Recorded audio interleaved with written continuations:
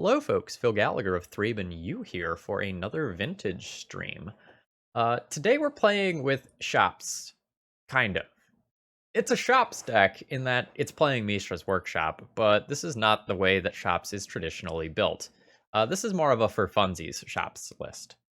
So we're playing a combo Shops deck that has both Leyline of the Void and Helm of Obedience, which is a classic legacy combo, as well as the Dark Depths and Thespian Stage combo. So we can go and mill our opponent out as early as turn 1, because like artifact mana is a thing in this format.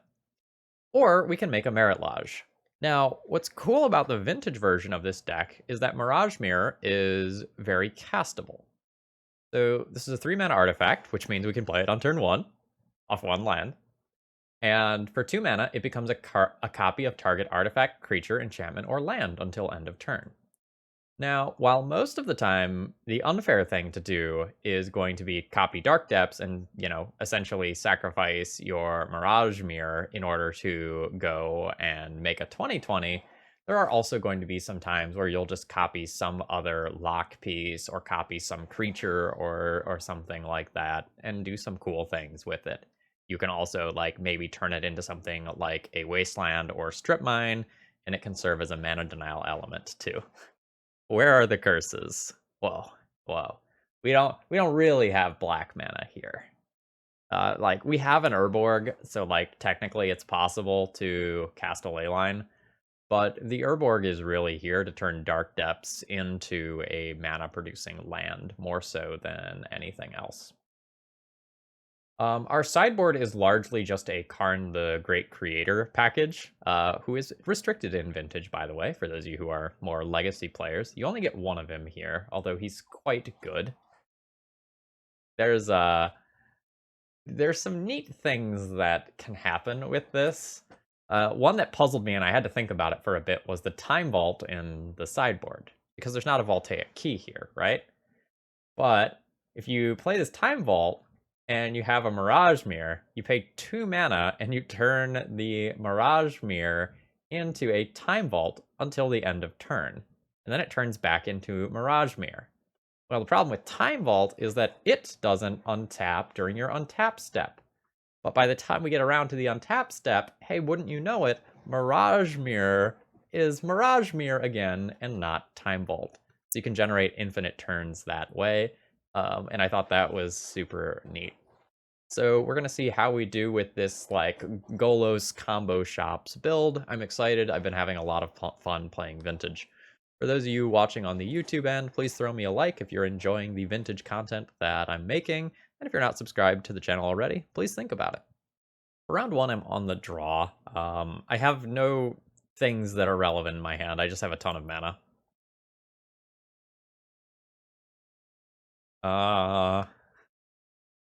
This is a very awkward hand. So this plays a Leyline, turn 1 Spyglass, and it has Strip Mine, and I don't think this is really a keep either. Okay, so I don't have the Leyline. This is a 5-card hand. I can just play a Golos on turn 2 with this hand. So what am I doing regarding what goes back? I'm gonna keep this. I think this Tabernacle goes back in the blind. I can fetch it up with Golos if I really need to, and then I'm not sure whether or not it's Leyline or Helm. Let's assume it's Helm, so that I can Spyglass on turn 1.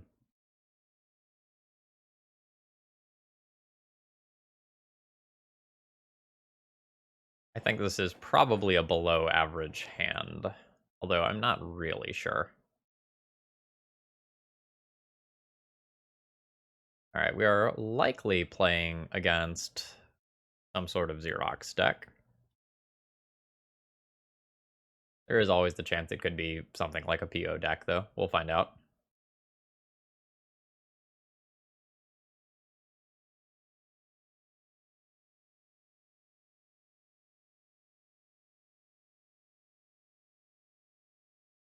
I think I'm gonna take 2 off Ancient Tomb here, rather than expose this to a wasteland. If my opponent is playing a Xerox deck of some nature, this damage isn't super relevant.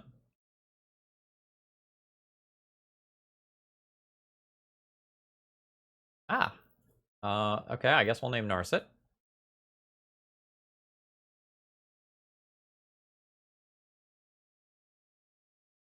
Happy Valentine's Day, SCK.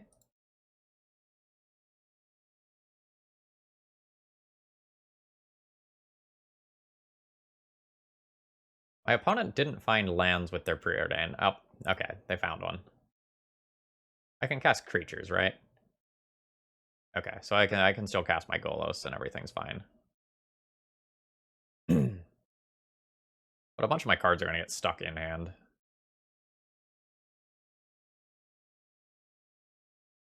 I have a Caracas. 2 of a Caracas. Caracas is pretty good. That lets me bounce Lavinia.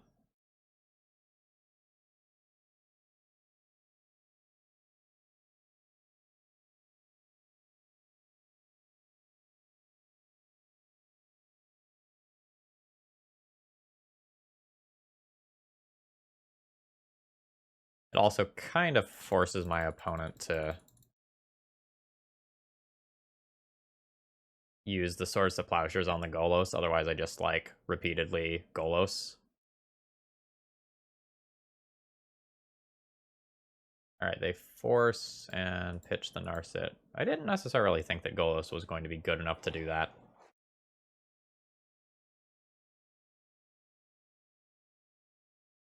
So notably, my Mana Crypt isn't a card right now, and neither is my Mirage Mirror.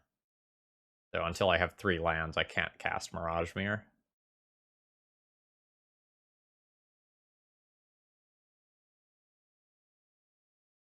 And if I would have named Misty Rainforest blind, that would have been so sick.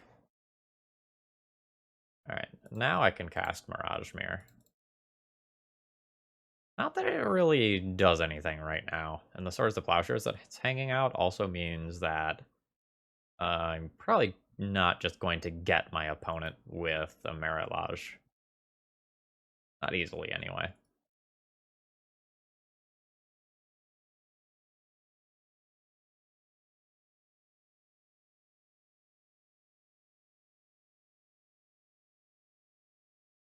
Oh, I guess I can turn it into a Lavinia and, like, trade, huh? Oh, this is neat.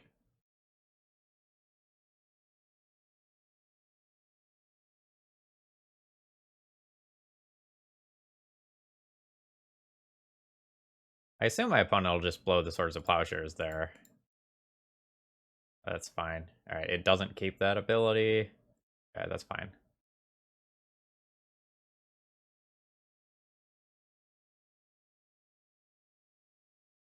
Uh-oh.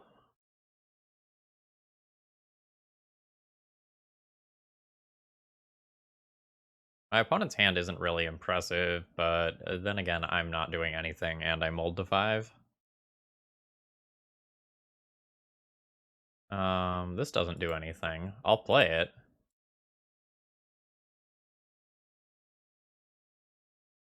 But even if I get something like a Strip Mine, I need to deal with the 2/2 that's on board.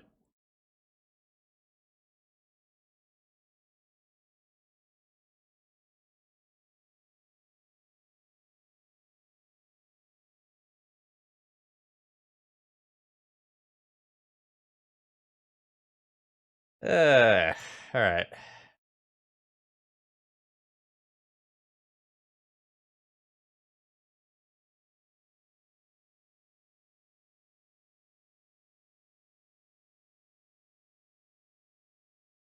Okay, they're putting Brainstorm on top. That's fine.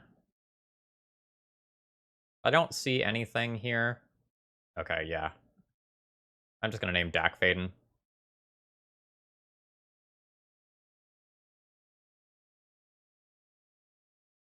I don't want my Crucible getting stolen.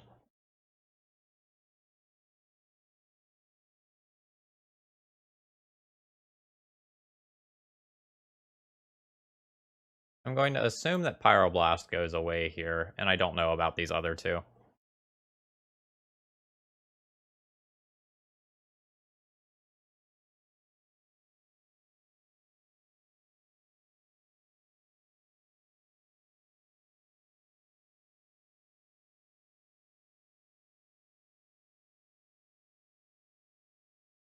My opponent's paying costs. That means that they probably have something like either Treasure Cruise or Dig Through Time. Yep. Bad news for Phil fans. I think we're going down this game.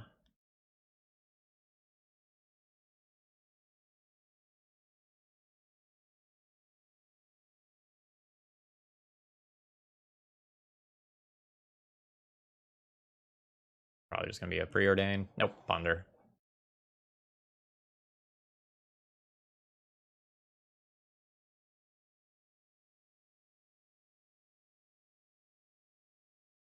Had one threat in 11 cards. Well, I guess technically the Mirage Mirror is also a threat sometimes. Alright, I guess that's not so bad. Alright, well.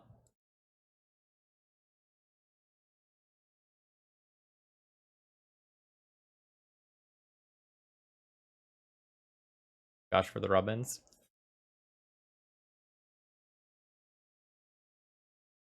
Oh.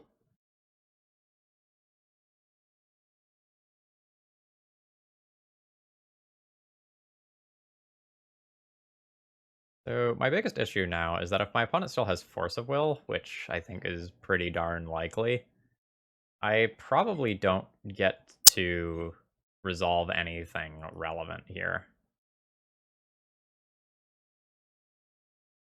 So I can strip my opponent's resources, but just this 2/2 plus like 1 to 2 pieces of interaction probably beats me. Yeah.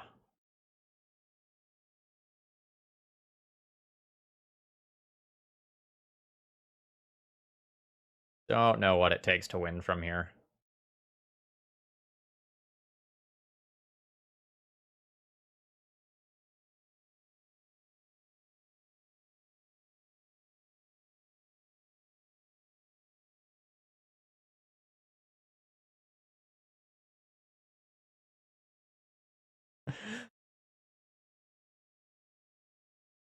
Yeah, not me. This feels very awkward.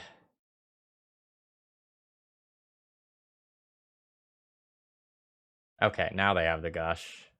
I think I'm gonna go ahead and throw in the towel here.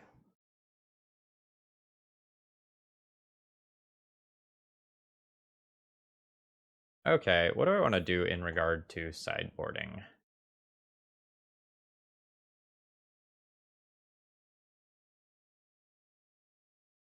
Yeah, based on this first game, I'm going to get the impression that I'm either going to steal a lot of games or have a ton of incredibly awkward games with very little in between.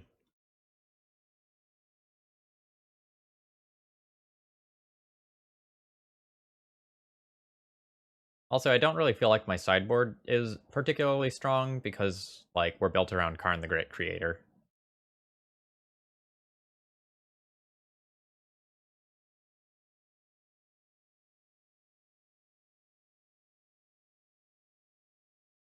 Do I just go with my traditional shops knowledge of, like, the game 1 deck is built to beat the blue decks and not sideboard?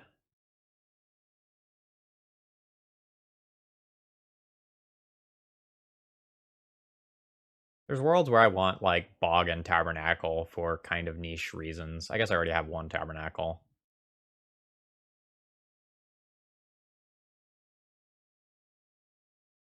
I think Crucible's kind of medium. I think Spyglass is kind of medium.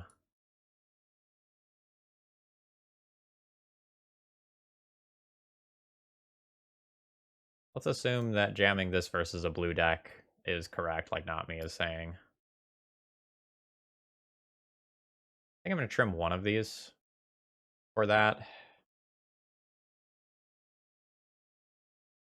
And I think I'm going to call it good there. Like, I could bring in the defense grid, but eh. Nope. Okay. Hold on a second. How much mana do I make? This is just turn 1 Golos. Play.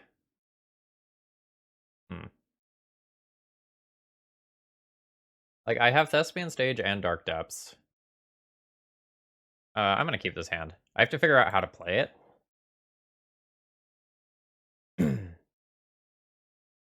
This can go back.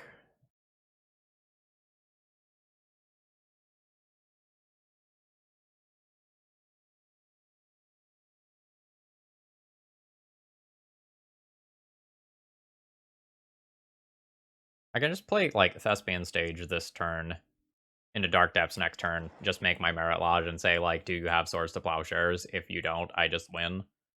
Or I can play a Golos-based line.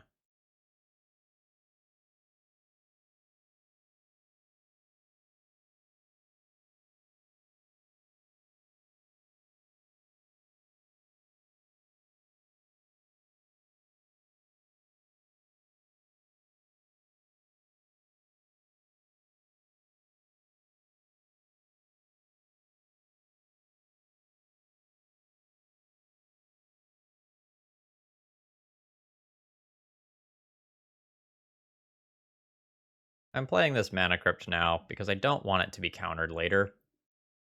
If it does a little bit of damage to me, it does a little bit of damage to me. I accept that. But there's things like Lavinia in my opponent's deck. Yeah, your 1/3 resolves that are no bueno for me.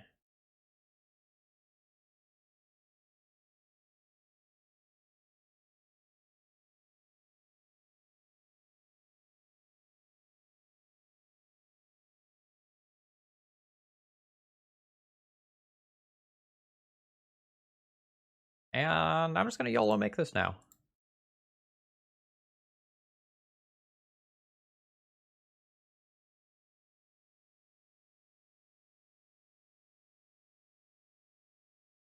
I will keep the one with no counters.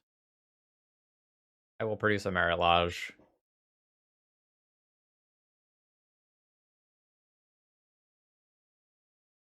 Opponent probably has 3-ish Swords to Plowshares to answer that. Do we win?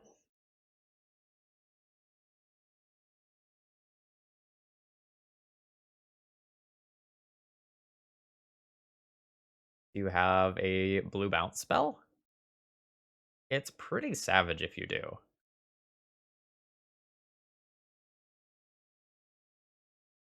Oh, the Desperation Gush. Alright, they're floating the white mana to give themselves the out. They get 2 draws towards it.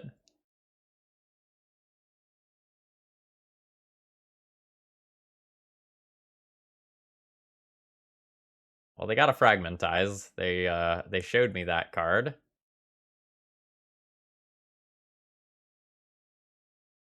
Alright. YOLO plan confirmed effective.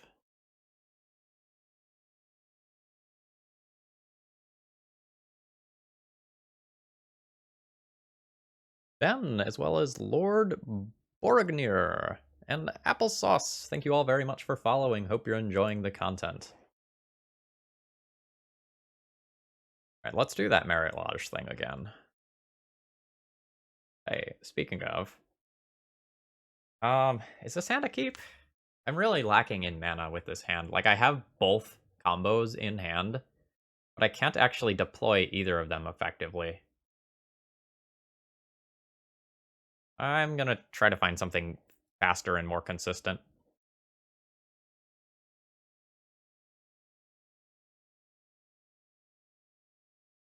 This is awkward.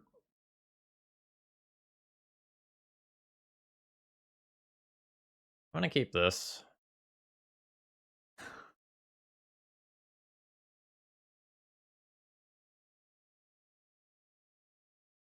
don't know what to throw back. The Mirage Mirror is the hand that, like, quote-unquote, sucks in a vacuum. But can go infinite with a Karn fetching Time Vault, and I'd like to do that once, so let's throw back to Leyline Academy.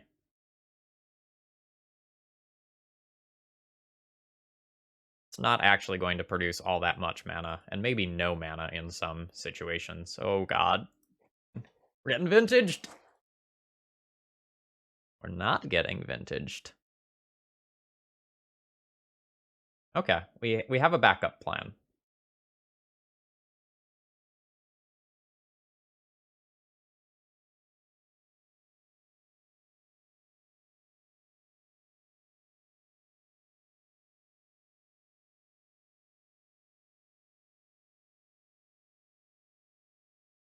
Fragmentize? No fragmentize.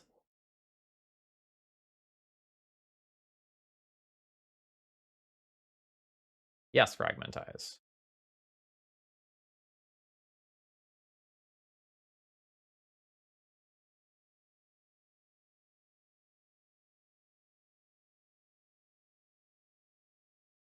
Fragmentize is a sorcery. Good call.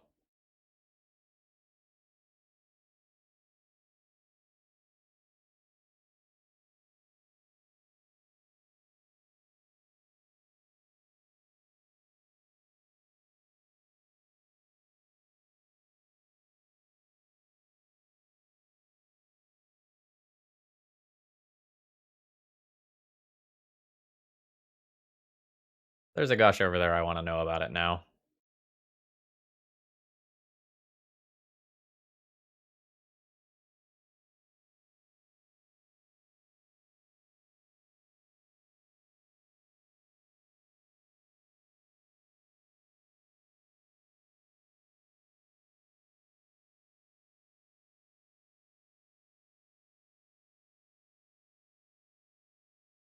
So the workshop only casts the artifacts. I can't use it to activate the abilities, but we're pretty close to Mirage Mirror plus Dark Depths.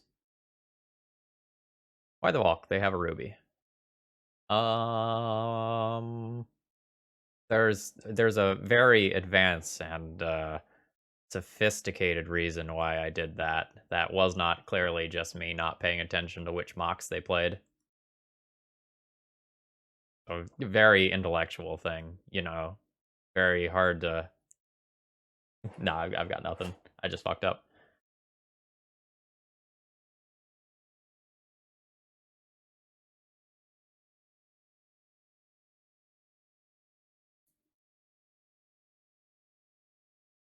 That's a turn cycle.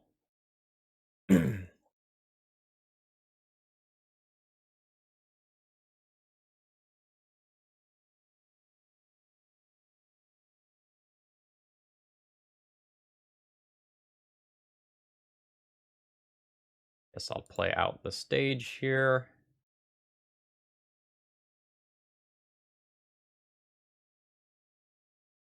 Next turn, I can produce a Merit Lodge. Oh, shit.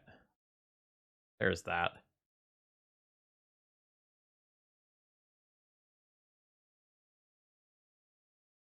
Yeah, I should have not played the Mirage Mirror.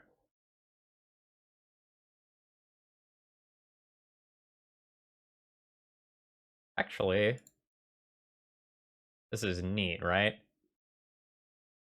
I'll just turn it into a Dreadhorde Arcanist, and then that fizzles it.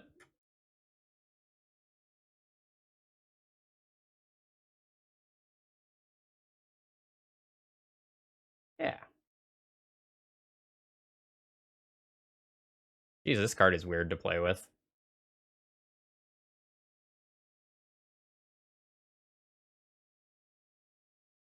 Yeah, a land would work too. But this way saves a life. It exposes this to Swords to Plowshares, but if this eats Swords to Plowshares rather than, you know, the Merit Lodge eating a Swords to Plowshares, that's a pretty big win for me.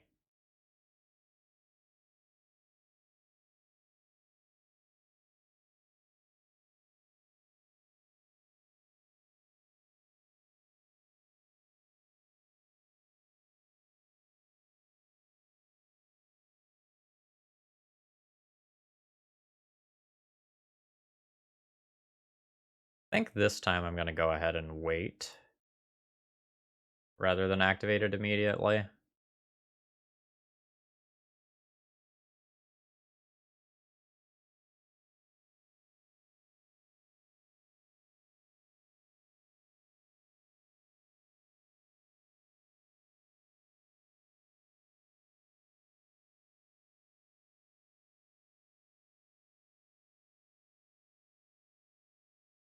All right, well, I'll go. 1, 2, Mirage Mirror, copy Dark Depths.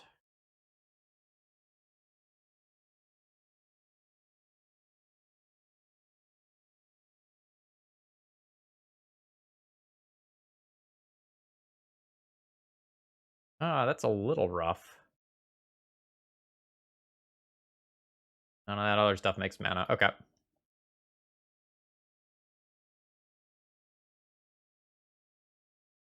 I had to Teferi Plus in order to do that effectively. That was kind of cool.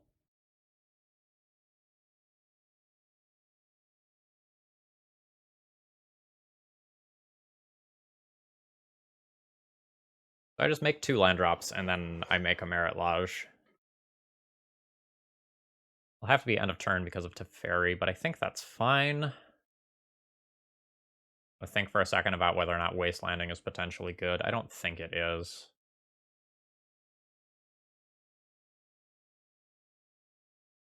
Nurborg would have been sick, though.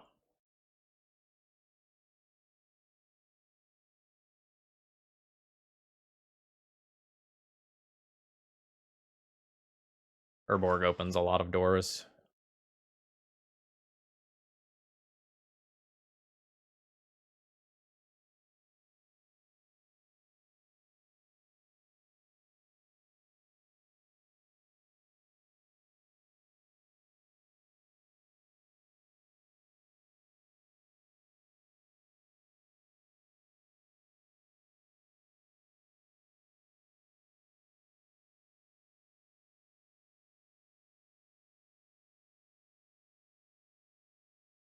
Alright. Opponent needs Swords to Plowshares.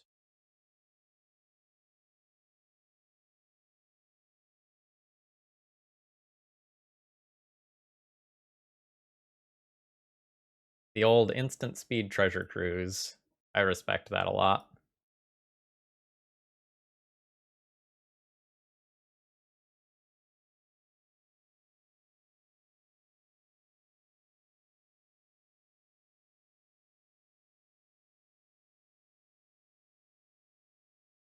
What did that preordain do? Bottom.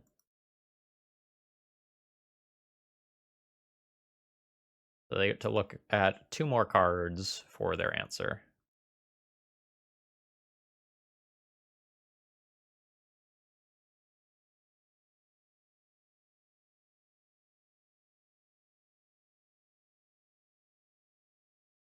Oh, that was top. That's not good.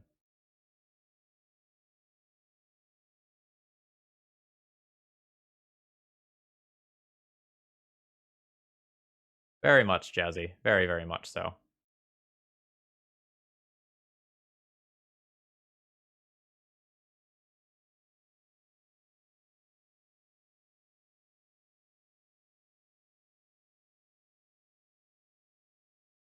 Yeah, I've been playing Vintage all week because Legacy is pretty miserable right now. Oh, they're digging.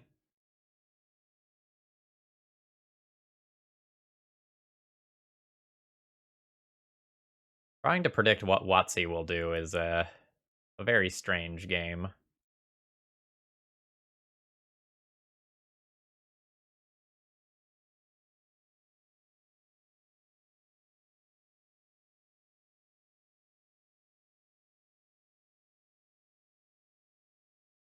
All right, you have it. You have it. I'll try again.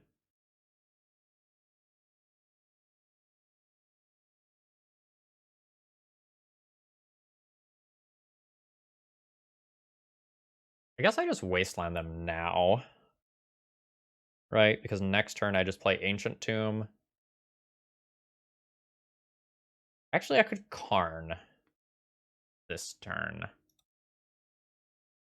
Karn can then play a 3-drop. That good?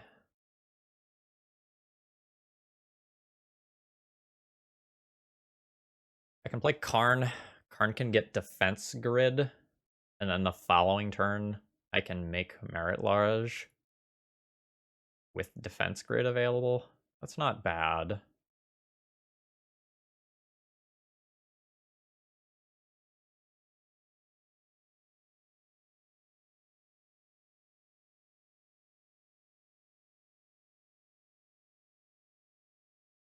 Either way, I think I'm casting the Karn. Let's start by seeing if it resolves. Because if it doesn't resolve, there's not too much point in perseverating over what I'm supposed to get with it. Alright, that's Force pitching a Preordain. Interesting. Interesting is a good word. I don't know that good is correct, but it's certainly interesting.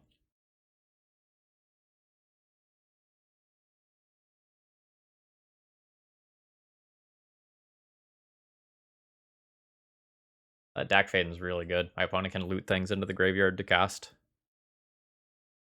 They discarded a Swords to Plowshares? That doesn't make a lot of sense to me. Like, they know I have onboard Thespian Stage Dark Depths next turn.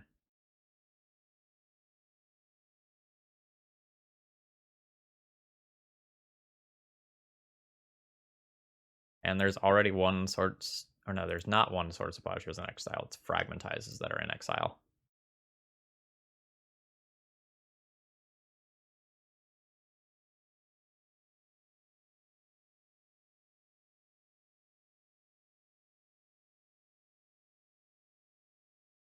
Put the squeeze on the mana.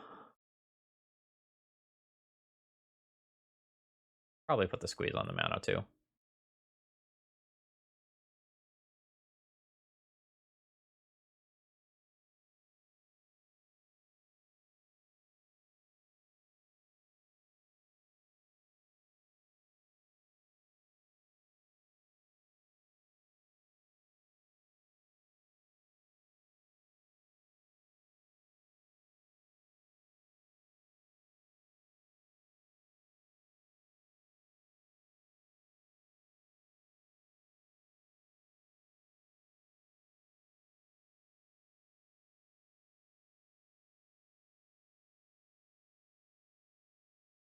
Narset and Brainstorm go down.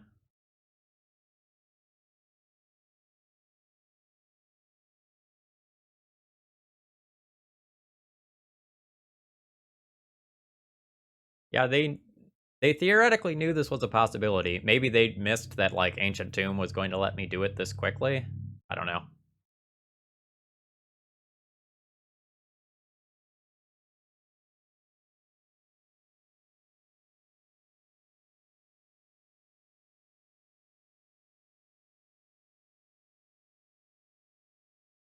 Also, how cool is Vintage in that, like, the Dreadhorde Arcanist has been on the table for most of the game, and this is still a competitive game that just, like, wasn't a joke after one turn cycle?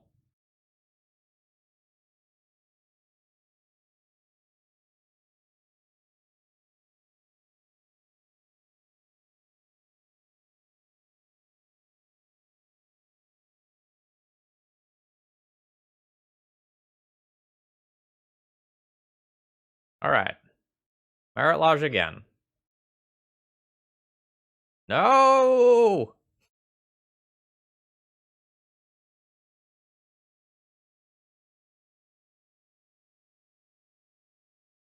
Alright, so we'll deck our opponent. That's the plan now.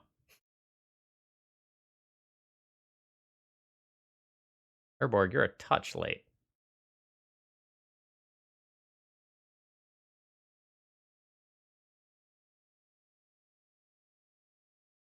Yeah, I mean, they've given me they've given me just a little bit of life. Buckle up, chat. We're gonna be here for a while.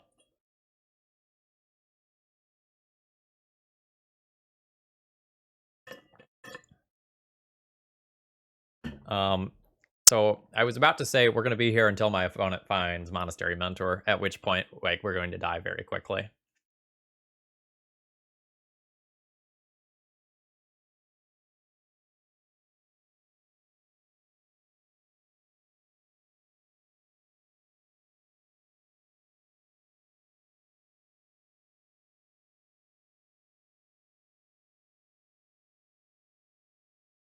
I'll save this until I can combo off with it, I think.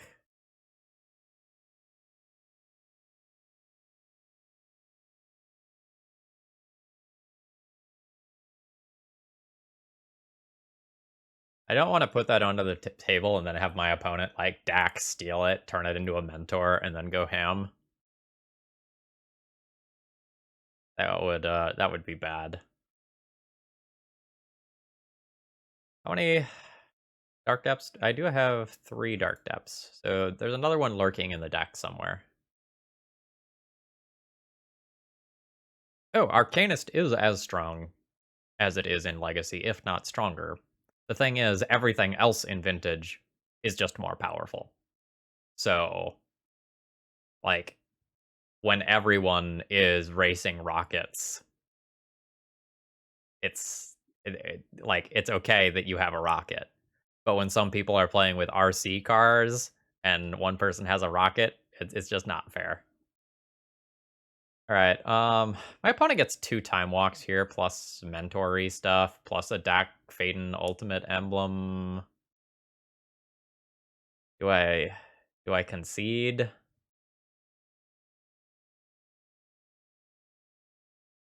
It's probably pretty reasonable to concede.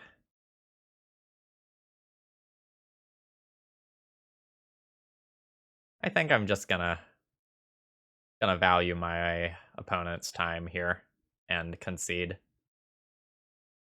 See if I would have regretted that. Inventor's Fair doesn't really do a ton here. Yeah, my opponent was getting there. First, this opening hand. Turn 1 is weird. I'll play a Sphere on turn 1, I'll play a Sphere on turn 2, I'll have a Leyline in play, and maybe I'll win eventually? Yeep! This hand is admittedly a bit awkward on a number of different angles.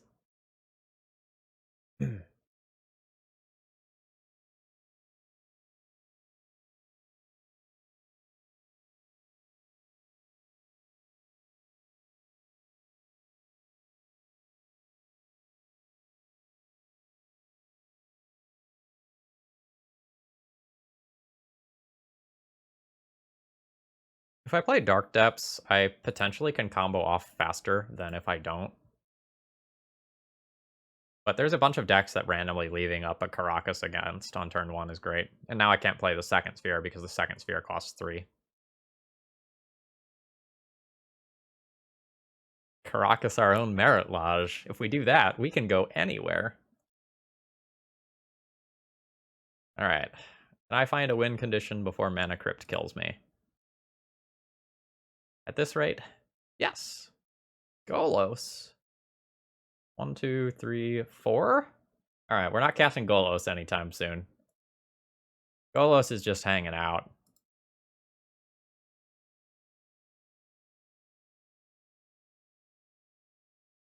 Then again, my opponent is probably not casting things anytime soon. I need to get to 7 to cast Golos. I need 3 more mana. If I'm lucky, that's just 1 land, though.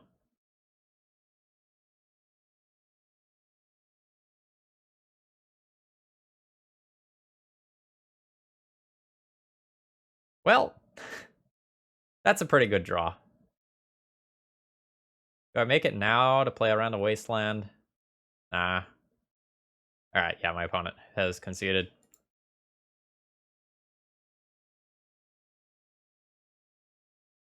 My opponent was last seen playing Breach. Do I board for Breach? I guess, like, I just have a pile of Leylines, right? Maybe that counts as being boarded for Breach. Like, I could be thinking about Bog, I could be thinking about Defense Grid. That's probably about it.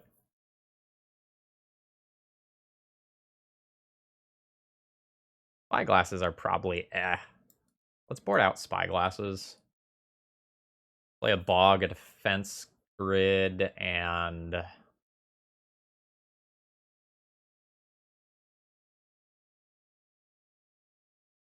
probably don't need Tabernacle.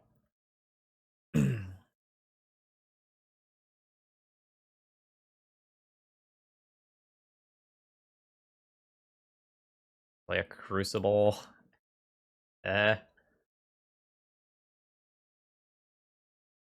This Karn is hard to cast. Especially if I'm doing this stuff.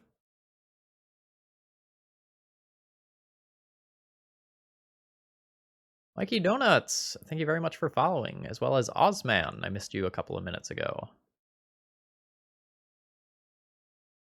Dak Faden messaged me and asked you to bring in Wormcoil. Yeah, maybe I should be, like, respecting the potential inclusion of some Planeswalkers and just keep one Sorceress Spyglass. It hits a fetch land if nothing else, and that's not the end of the world.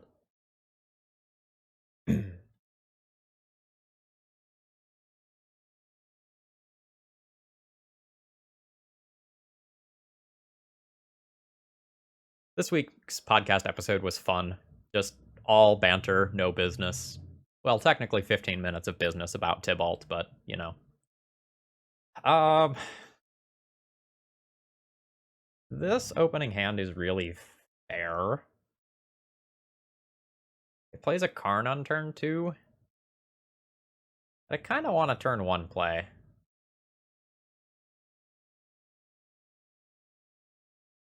I think I'll ship this.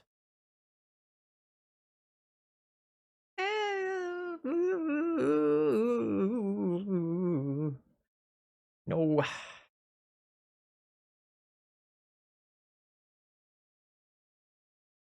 I guess I'm keeping this. One's awkward.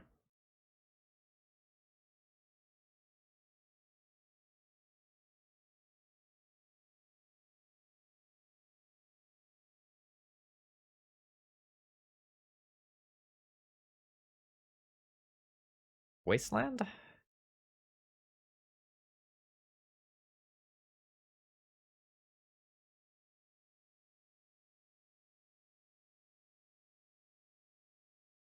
Wasteland or Chalice, depending on like what degree of risk I want to take. I think I'm going to pitch the Chalice. Do I ever play Modern Taxes? Yeah. Once every 3 to 4 months, I ask myself, I wonder if Modern Taxes is good again. And then I play one Modern League, and I go, oh god, why would you register Death and Taxes in this format? And then that cycle repeats every few months.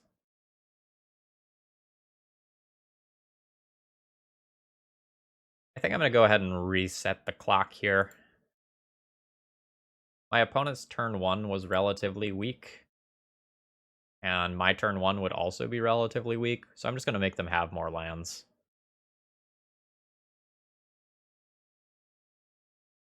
Yeah, like, I think Skyclave Apparition is theoretically quite good in Modern right now. Ooh, a Mox. Mox is good.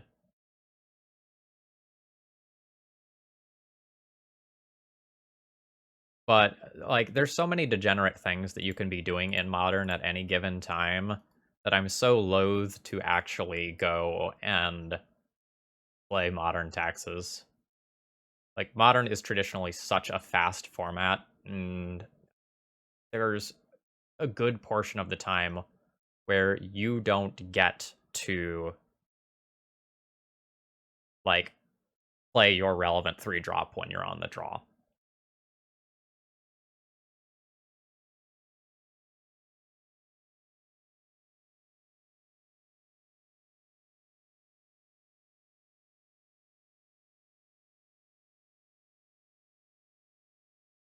Alright, my opponent got the Demo Tutor. A workshop? I mean, don't mind if I do. It may actually be a mistake to play the workshop, though, because I'm working towards a, like, Thespian stage activation.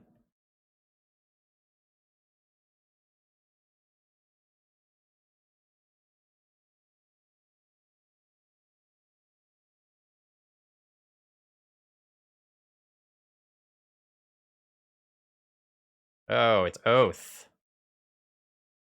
Alright, I'm gonna need to adjust sideboarding.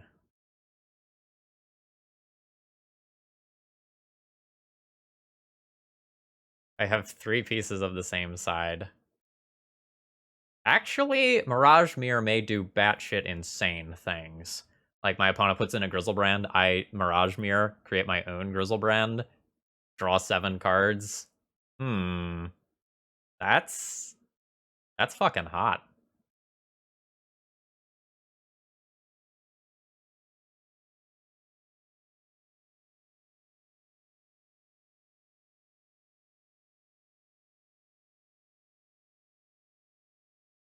Hold up. What if... What if...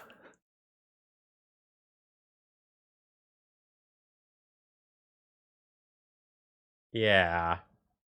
Yeah.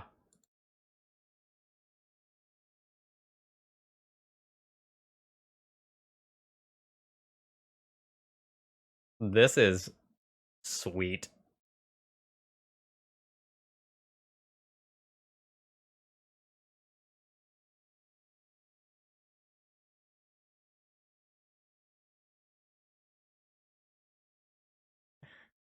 Oh my god. I don't believe this is happening right now.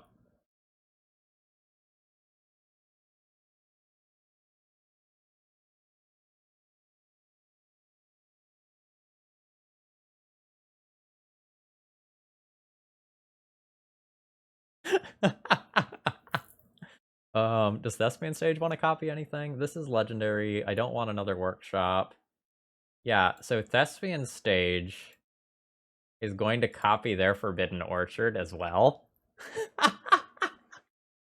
This is one of the most ridiculous games of Vintage I've ever played.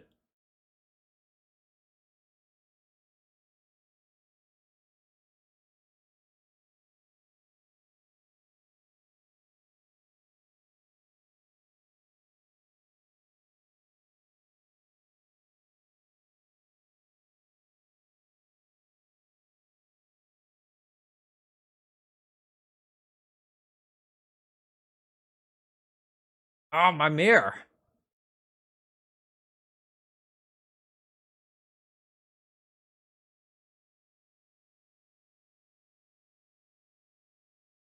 Hello, Crucible! Hello, Crucible!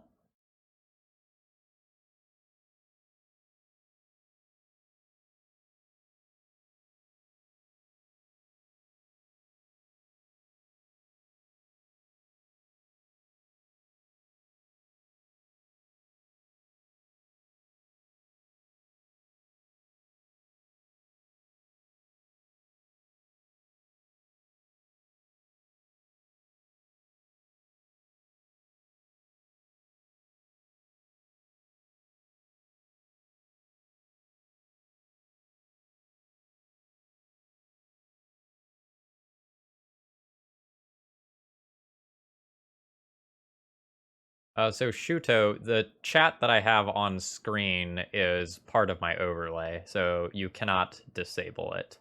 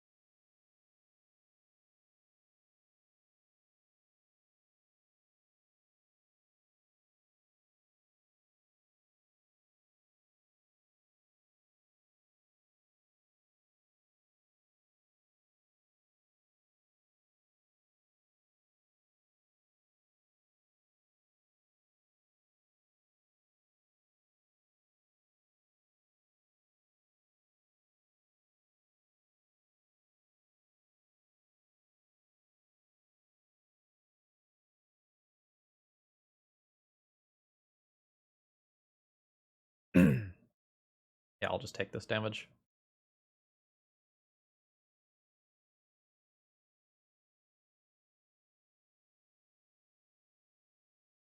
Ooh, Trinisphere.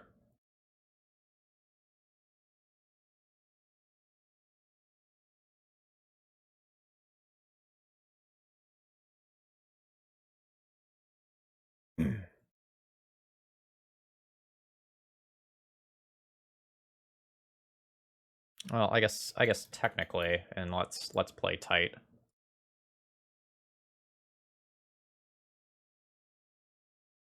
Should do that.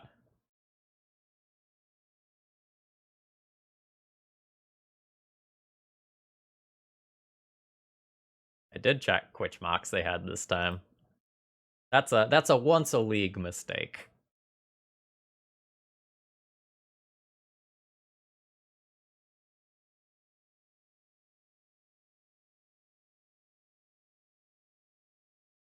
All right, so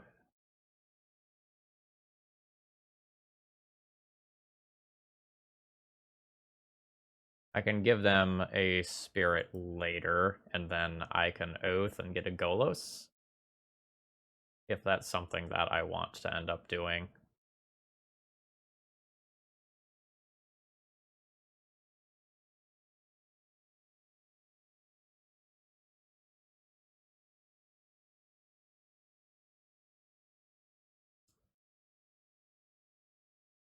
I mean, I have a website with tons of articles and advice and things like that, but the 10-second sound clip is watch people who are better than you, get people to watch your matches and do commentary on them, and record your matches and watch them back.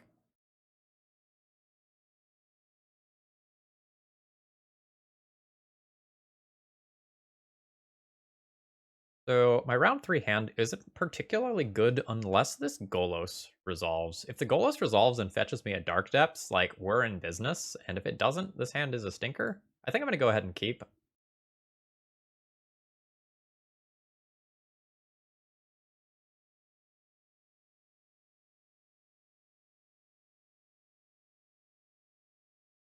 Alright.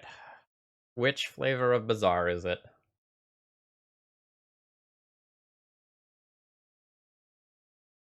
Dredge. It is a shame we didn't randomly get Leyline here.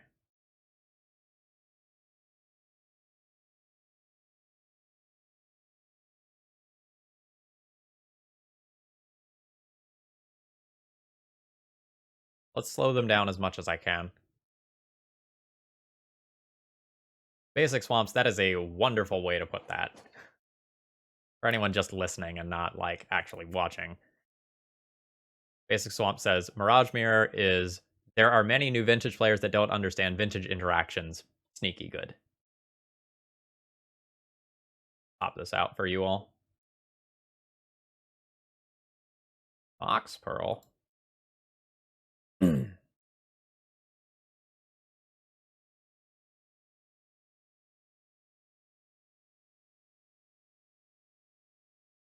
Just to confirm, the Bojuka Bog is in the sideboard. Bojuka Bog is in the sideboard. Oh, wow. That got a Force of Will.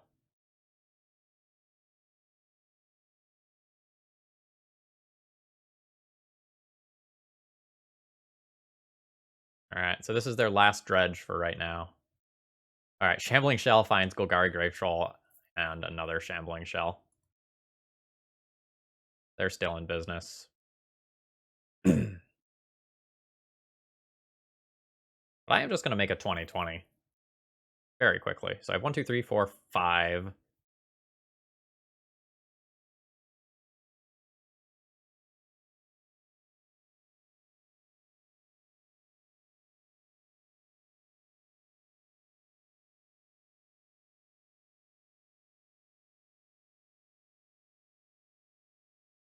So this will get the Dark Depths.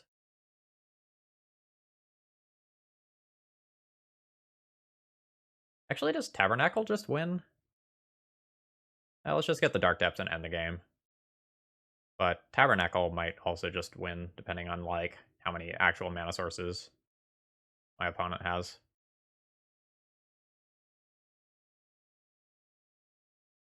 But I think the thing that kills them unless they hit a Narcomoeba is really good.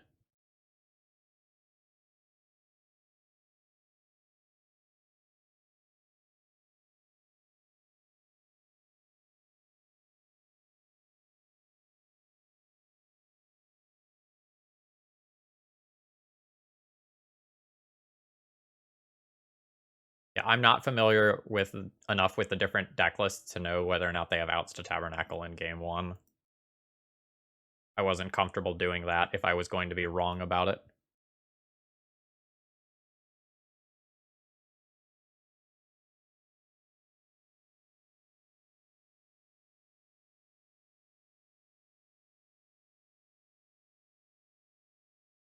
Golos is chilling back.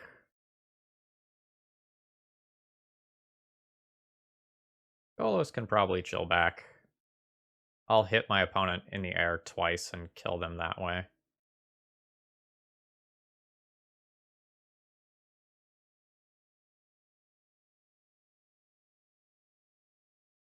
On the off chance that my opponent is playing something like a Wasteland, I'm going to go ahead and make my Merit Lodge now.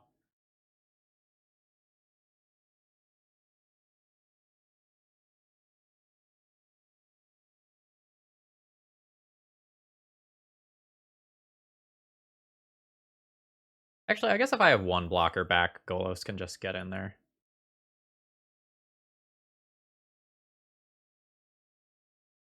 Then I put...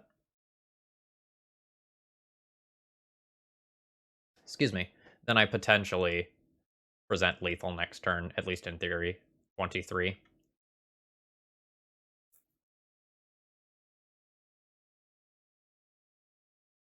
Alright. We didn't mise game one with Leylines, but we got there anyway. Alright, I'll play another Tabernacle. I'll play a Bojuka Bog. Make a column right here of things that I'm boarding in. Grafdigger's Cage seems great. Crucible has some uses.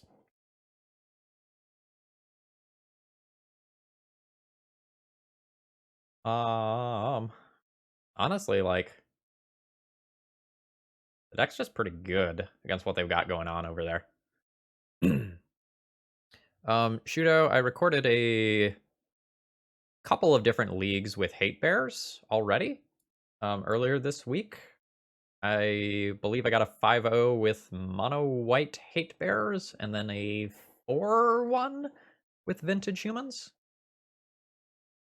I think with most of those sorts of decks, you're kind of soft to shops, but pretty good against most of the blue mush of the format. I don't think this Karn is very necessary.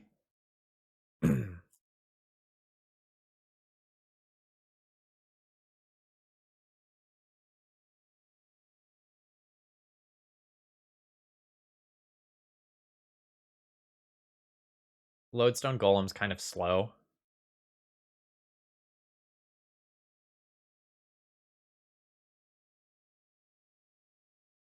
If I'm adding 2 lands, I can probably pull 1 land of some kind.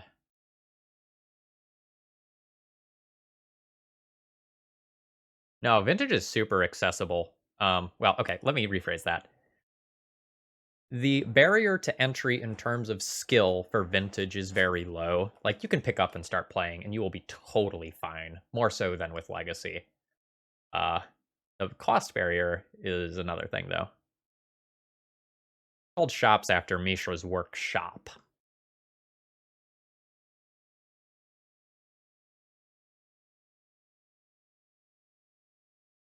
Yeah, I don't really know how I'm supposed to board from here. Like, maybe I trim a Mirage Mirror.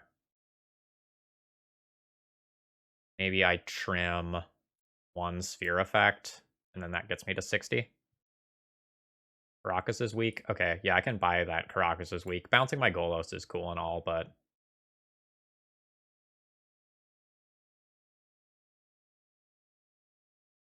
I think most of the time 1 Golos search wins me the game in one way or another. Oh, baby. Oh, baby. Keep.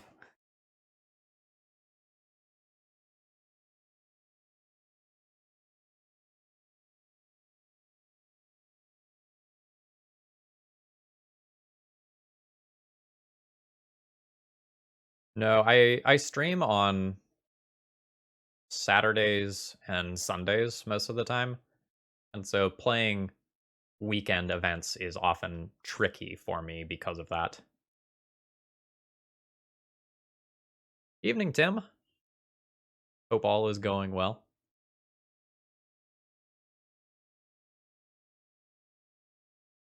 Yeah, it's fine.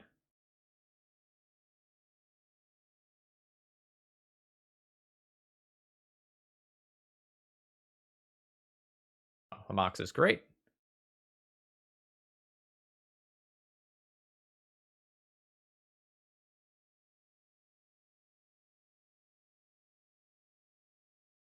Three, four, five, 6 mana this turn. I can Sorcerer Spyglass and Sphere. I think that's what I want to do.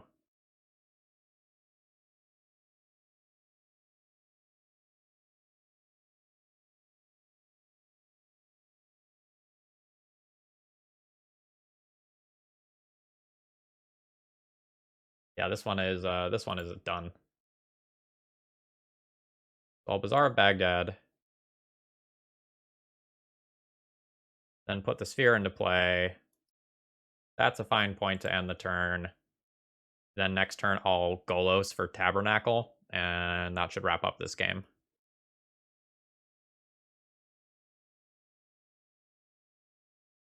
I'm likely recording with Reanimator tomorrow. I have a direct to YouTube donation lined up for that.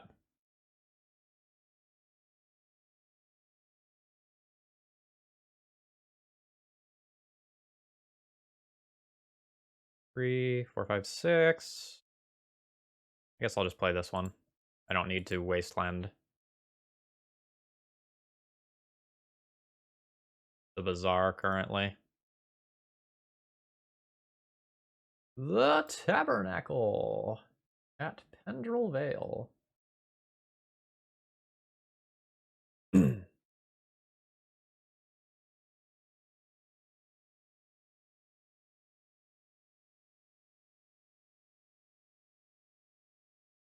Now all I need to do is can always yield to this. Now I need to do is just like not die to my Mana Crypt.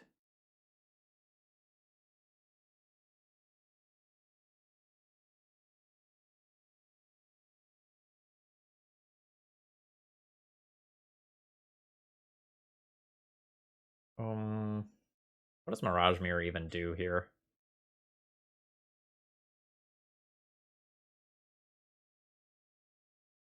I mean, I'll play it, but like Golos is legendary. I can't turn into something that does damage.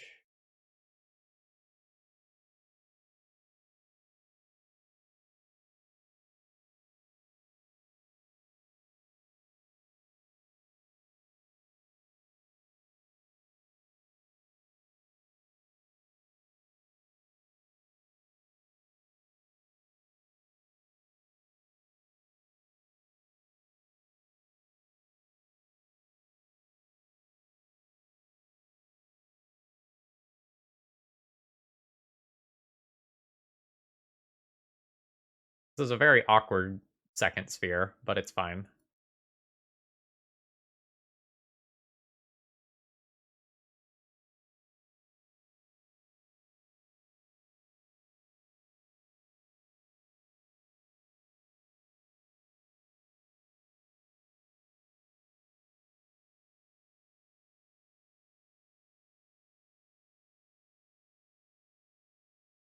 Alright, I can't cast that.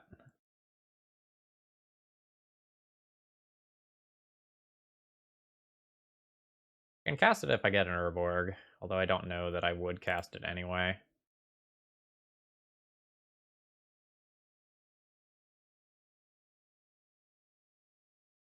Oops, I copied Mana Crypt.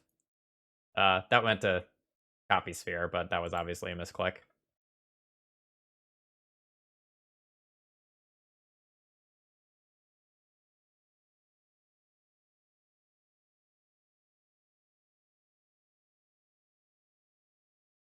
Oh, Wasteland or Wasteland? I don't really need to make that decision now. Oh, maybe I do, because Force of Vigor is live on my turn. I'm going to go ahead and play around Force of Vigor by Wasteland and Wasteland. They can eat one of my workshops, and that's fine.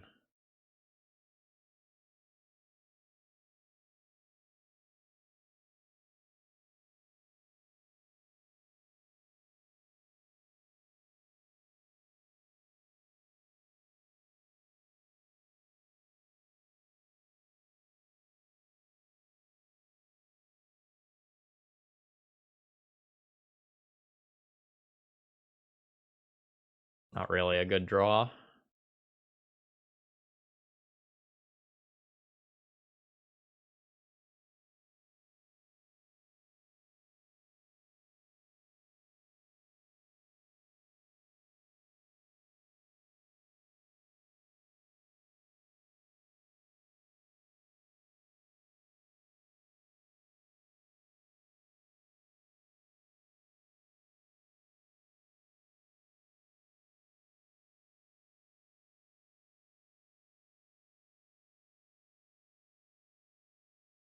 Ugh. We are getting relatively unlucky here. We don't need to win that many of these.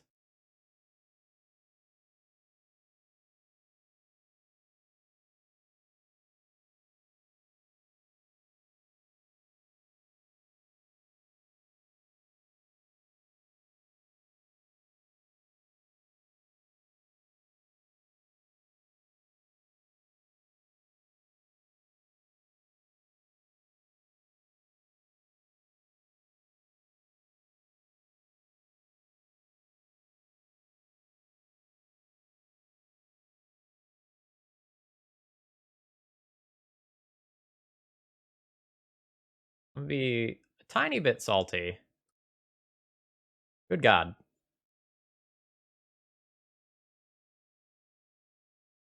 If we just keep losing mana crypt flips like this.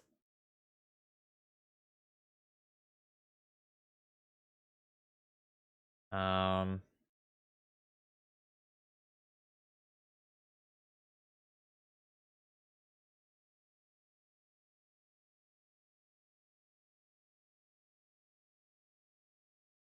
can't think of what I would want a Sorcerous Spyglass, so I'm just gonna hold it back.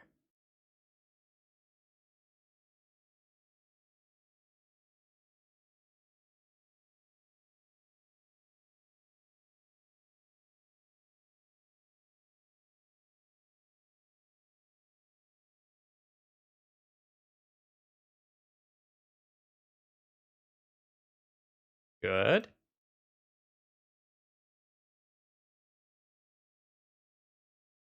Okay, so I can play an Urborg. That gives me some more mana. I can play a second Leyline. I guess I'll do it.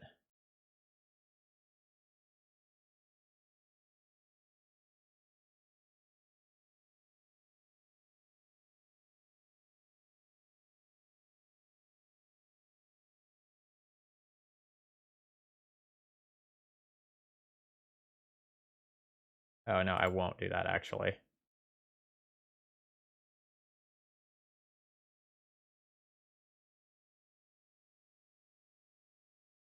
Oh, yeah, you're right. Urborg does turn on Force of Vigor. Yeah, that was a mistake to do.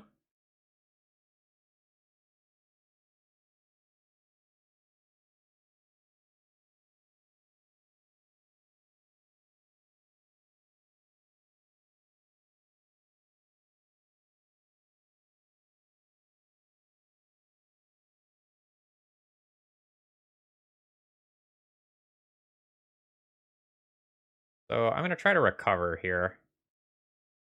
I go to my main phase. I float 2 black mana. 3 black mana?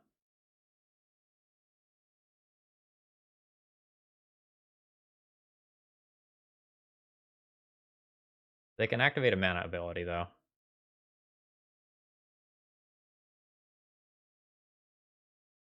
I'm going to go ahead and need to float this as well. This is really awkward.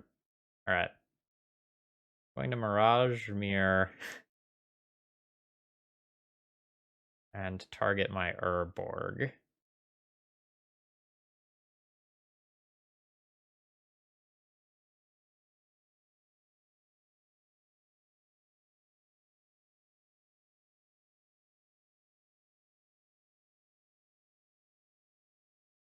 Well, I mean, smart would have been avoiding this problem in the first place.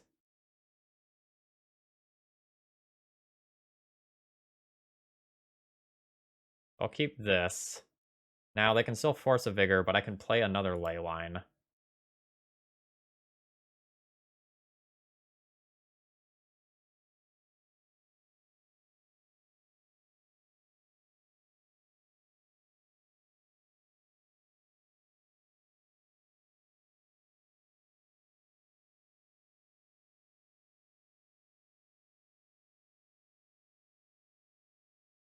All right.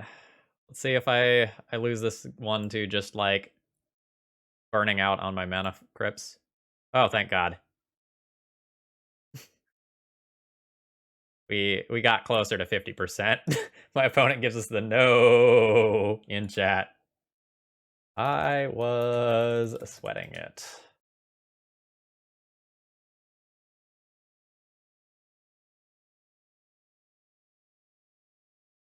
GG's. Okay, there were some small interactions there that I super messed up that one.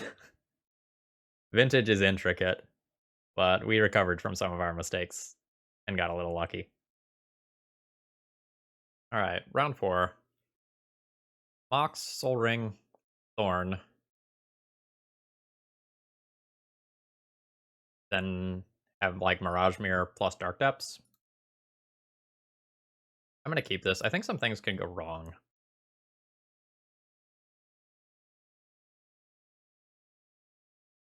If I don't draw a mana source, there's actually a world where I don't play the Thorn. Also, like, if this Mox Sapphire were to get countered, I would be so Omega boned.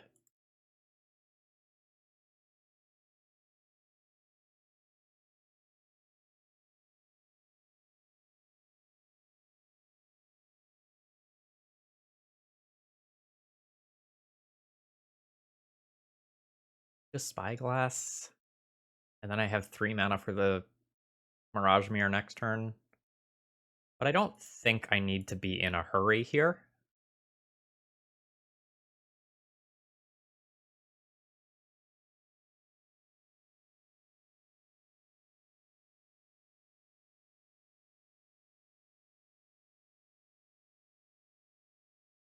I mean, that's a really good card to cast before Thorn's in play.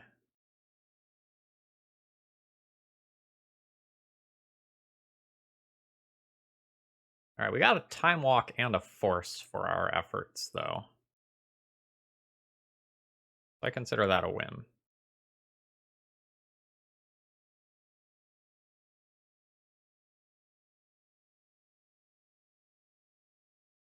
Uh-oh. Oh.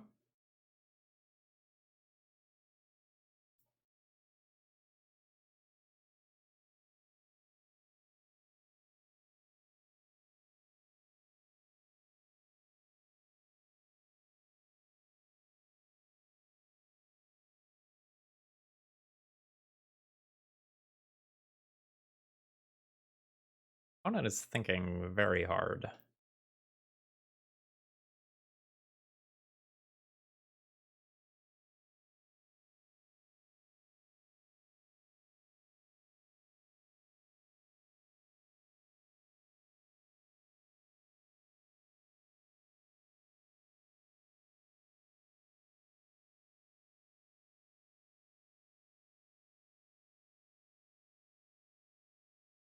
I can't 100% identify what deck my opponent is playing yet. But I do know that I'll probably be Sorceress Spyglassing Narset on my turn.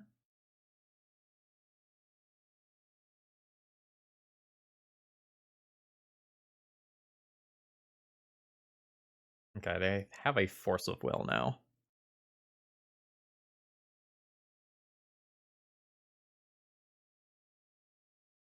Harold, thank you very much for following. Hope you're enjoying the content.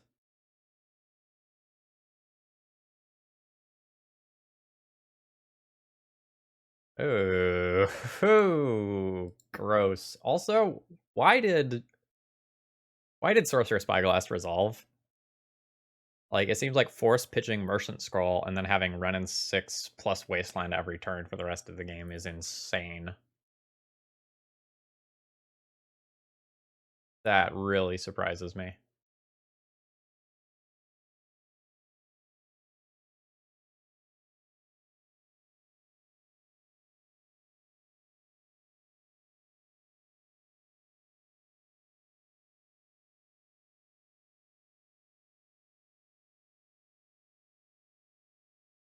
Alright, so I know my opponent's hand.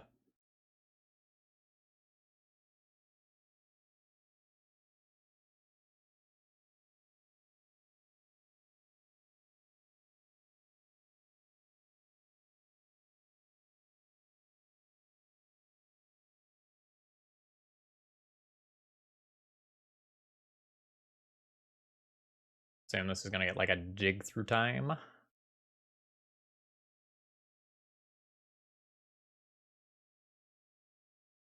The Ancestral was already used. Gosh. Sure.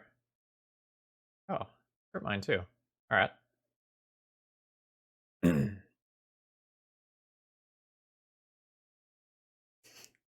do I feel about this Mana Crypt, huh? How do I feel about this Mana Crypt?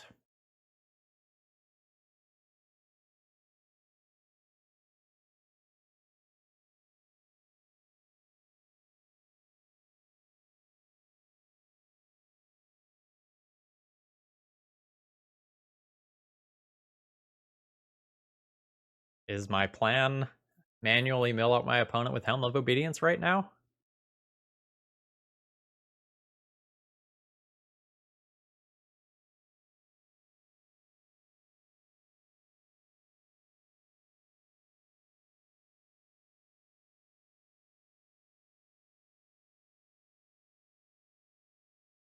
I don't like this. I don't like this at all.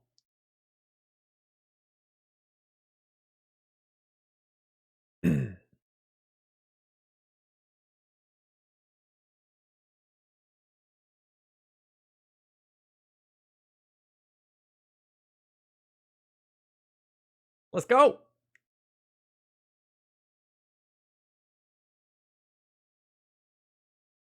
Rats. We'll try again next turn. This time for 5.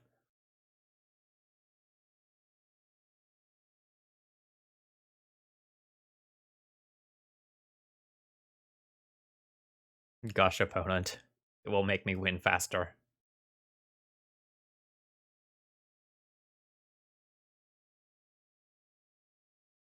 Alright. Down to 41 cards left in library.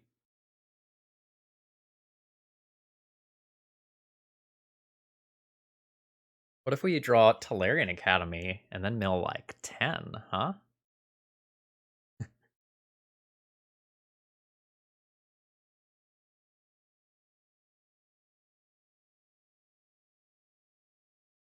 Alright, so let's always yield to this.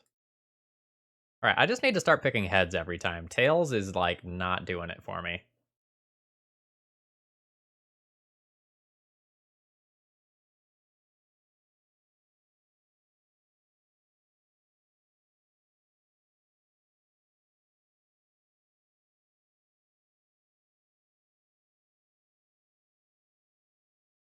Yeah, shit, I got a creature.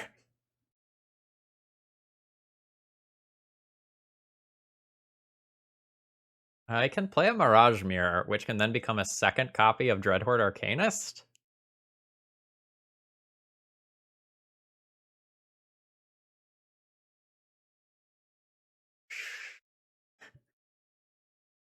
Okay.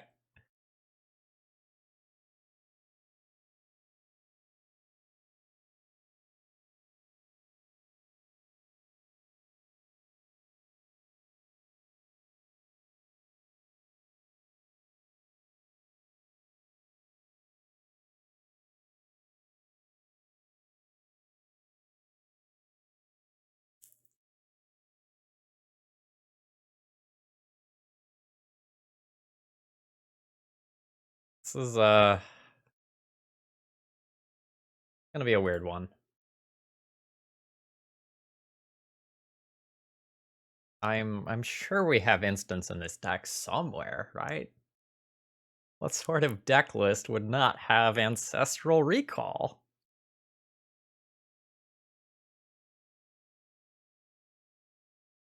Yeah, we have a 1/3.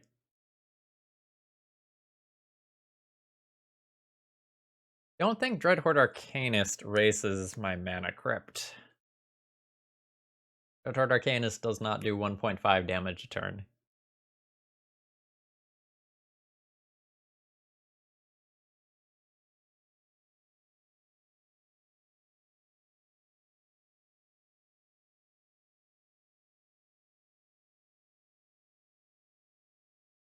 Yeah, all right. Just heads. Just go heads, Phil. What the world wants.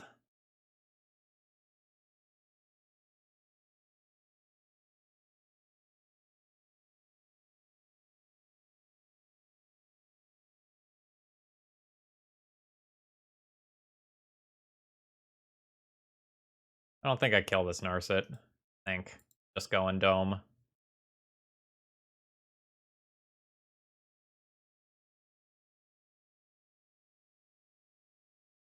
There is a world where I'm not actually supposed to activate this second Helm.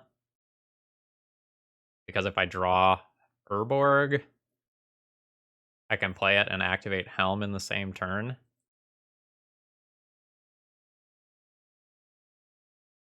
Alright.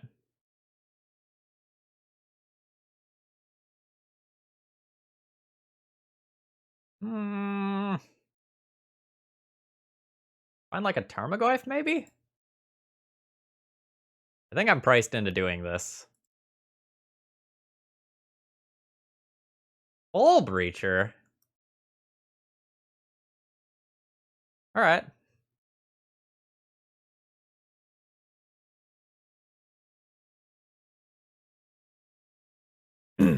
Alright, I just have to remember to click heads.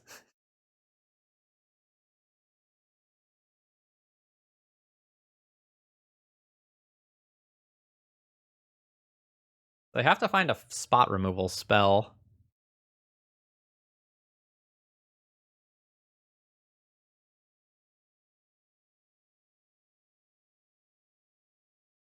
I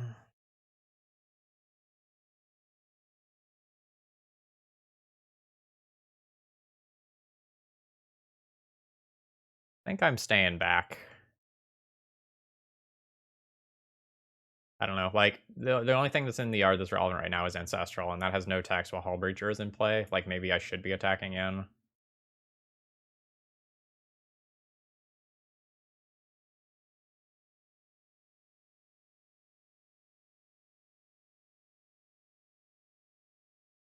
Yeah, I don't know how I really win without putting on the beats from here. My position is not great. I have a limited amount of time to win due to my own Mana Crypt. Oh, that's bad. We turned on Pyroblast versus Shops. What have we done?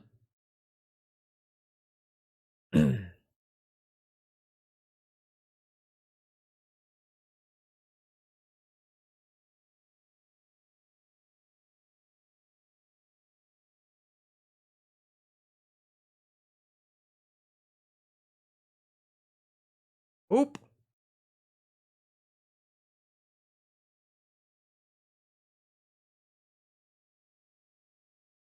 I don't think playing the Tabernacle actually accomplishes much. I think I'm dead here. Yeah, Mana Crypt, such a bad card. Except, you know, when it casts your lock piece on turn 1 and you win the game on the spot for doing it.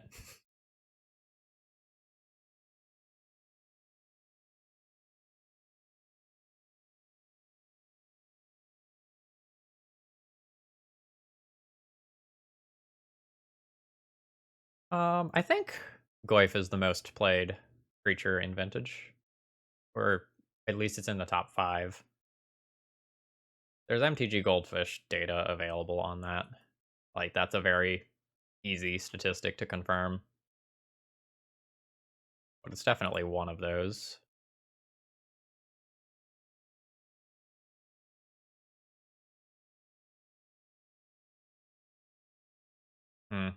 I'll take my mana crypt or join. Think about it. Think about what you can do with all that colorless mana. I think my Soul Ring just gets snagged here, and then I don't have very many outs at all.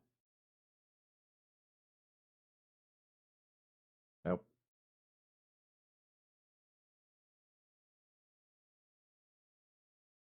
Oh, that didn't target me. Oh, I thought I was just losing my cards there.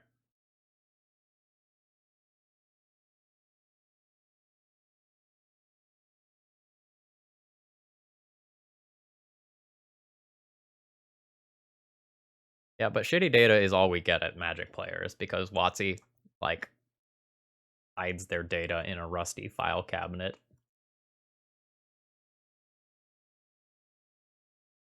Alright, I click something else.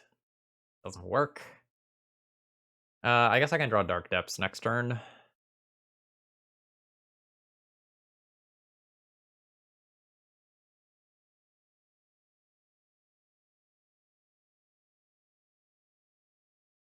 Now that they have Dak, I'll go ahead and attack and kill the Narset.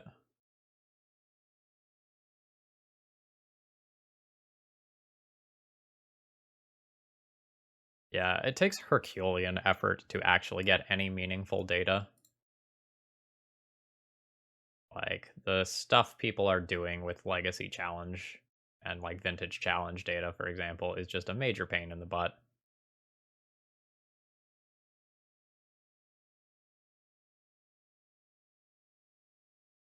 Ah, they're just putting the pressure on. Yeah, that's fair.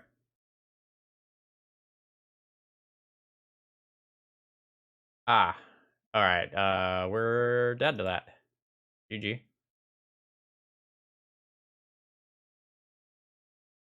Alright, so we're playing against Rug Xerox. Could have a fourth color, you never know. Like, Mentor's a hell of a drug, but we'll start by assuming Rug. Spyglasses are quite good for Planeswalkers. Crucible's okay. Because of Ren and 6 specifically.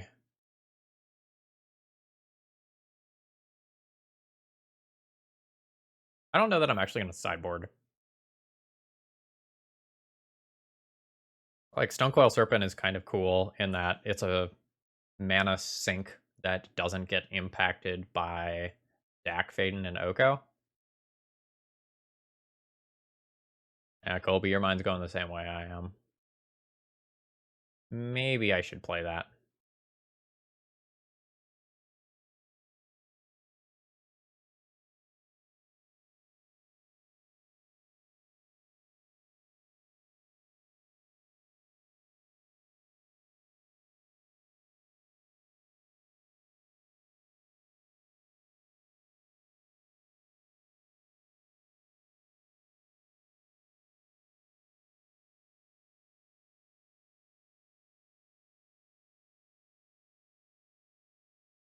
Awkward because, like, I'd probably be trimming combo pieces. I can't really trim Sorceress Spy. Like, I can't trim Spyglasses versus this deck.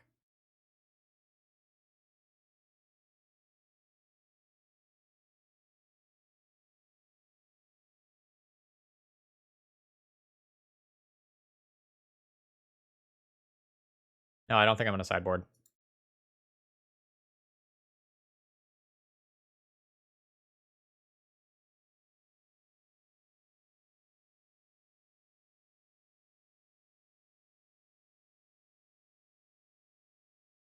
It's turn 1 Mana Crypt again.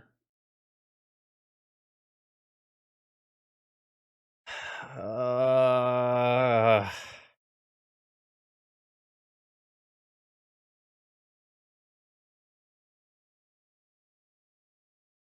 I don't think this hand is good, despite the fact that it has a turn 1 sphere. I think I'm just gonna, like, clunk all over myself and die to my Mana Crypt. Oh, Black Lotus is in this deck, huh? I have 4 mana on turn 1. which doesn't actually accomplish anything. This is very sad. We also just have, like, two sides of the same combo piece twice.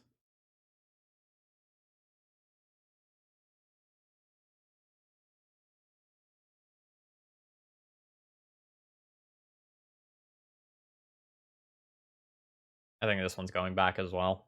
Like, Leyline is cool and all, but this is 100% reliant on the top of my deck to do anything.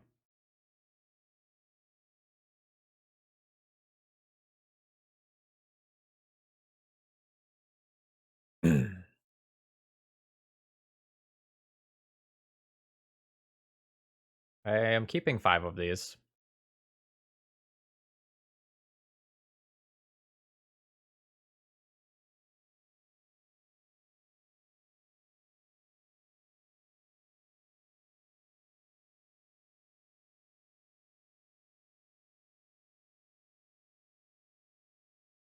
Pitch these.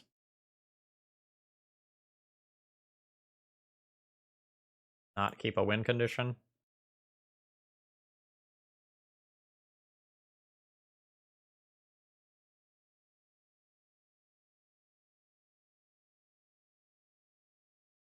I think that's probably correct.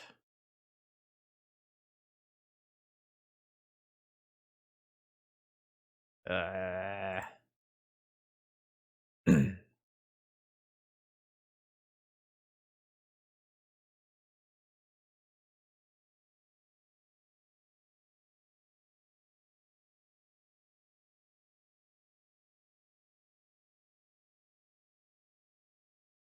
I am all in on Crucible and Waste, and I've kept a land so that I can cast any of my spells that I draw. Yikes.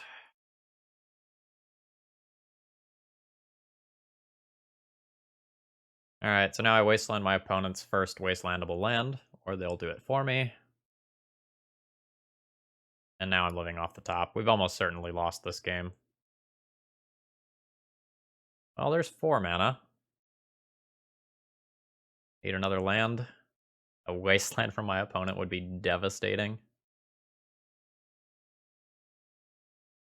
But I need to play that there so that if I draw a land, I can cast the Golos. Yeah, go for it.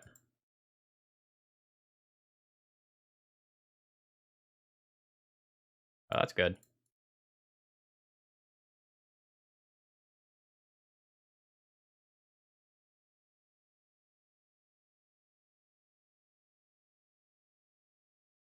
This can just get, like, lightning bolted.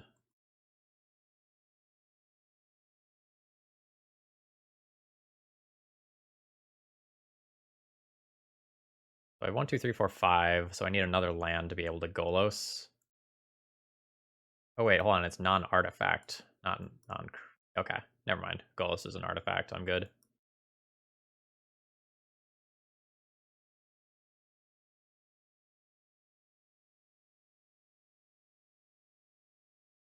I am not 100% sure what Golos is supposed to get here. Like, I can get Caracas to bounce itself. I can get Inventor's Fair, which can turn into another card.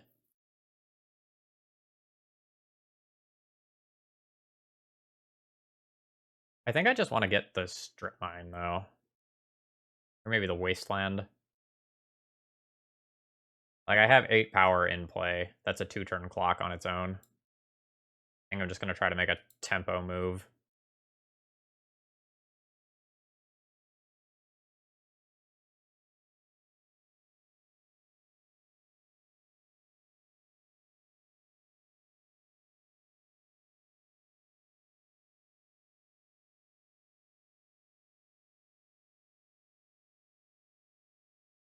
I'm going to set a stop on my draw step here.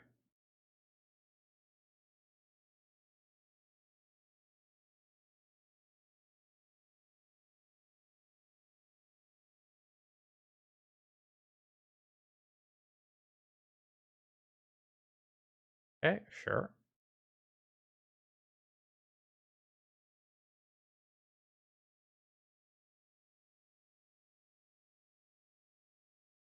On the draw, some of my sphere effects are less potent. I could consider the stone coils again.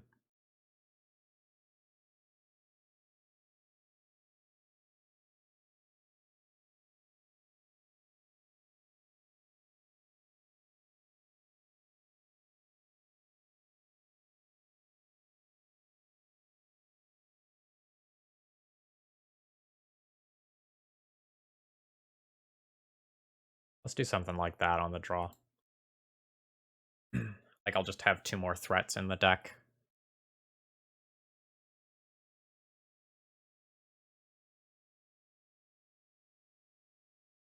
Is this hand good enough? I have 4 mana on turn 1, which does nothing.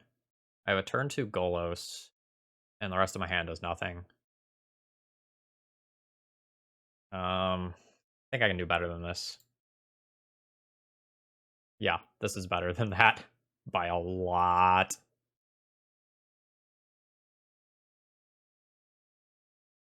I think Dark Depths is the piece that doesn't fit with this hand. Like, there's reasons to keep Dark Depths, but those all involve, like, Golos resolving and working.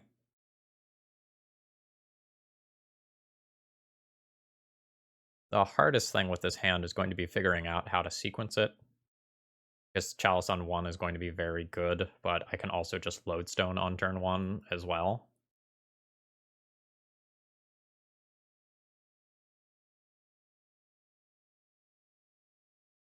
Well, Chalice on 0 is significantly worse on the draw, Colby. That would absolutely be my line on the play.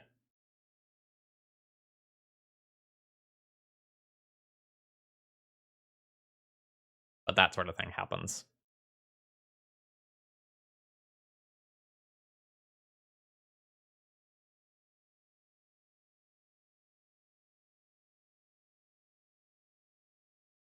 I mean, Time Walk's real good. Now my opponent can play a Planeswalker before I get to do anything.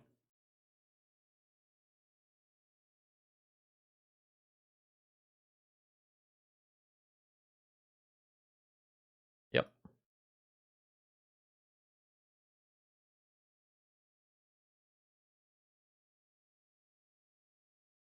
Alright, my opponent has Gush.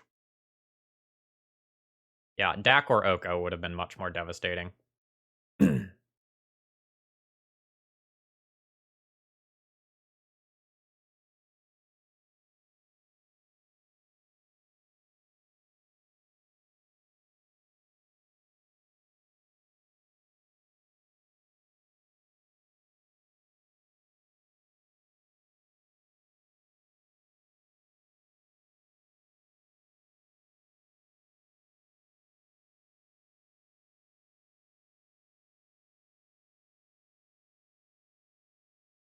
Whatever I play here is resolving almost with certainty.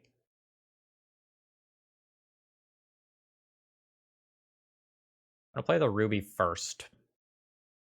I don't think the Ruby's getting countered or anything, but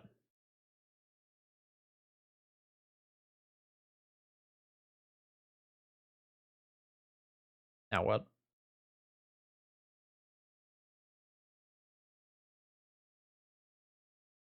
I think I'm gonna protect the Lodestone by playing Chalice on 1. It really sucks if they go Narset minus into a 3 mana Planeswalker with this line, though.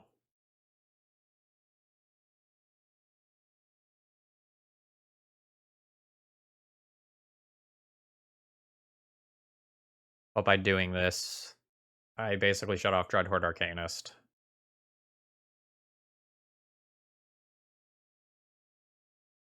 As well as, like, Ancestral Lightning Bolt as an answer to Lodestone.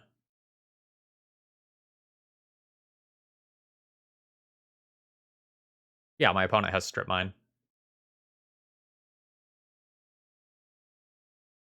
And I probably don't need to be playing around Days.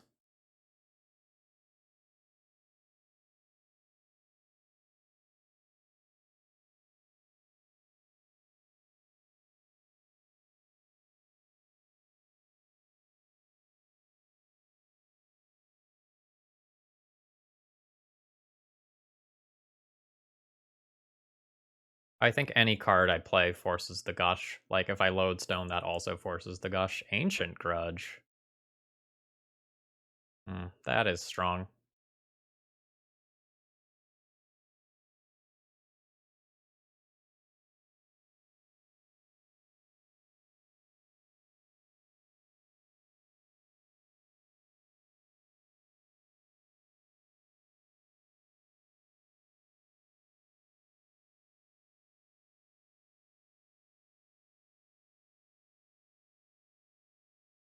I think Lodestone Golem is the prize with this hand. So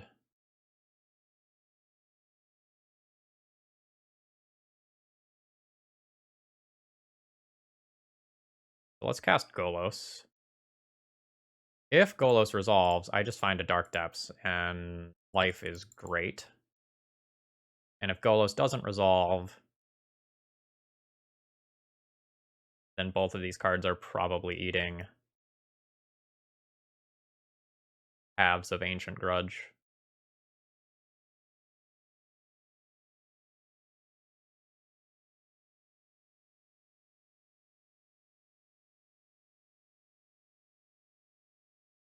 Now, opponent could still just like find a Strip Mine effect, and that's very good against me.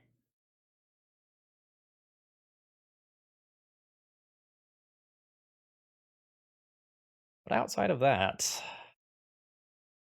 they're probably not going to have too many answers to an instant speed Merit Lodge.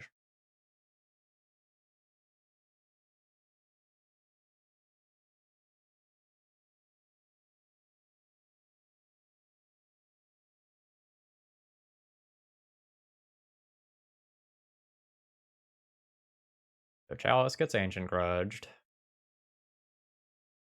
Oh, Golos gets Ancient Grudged. Sure.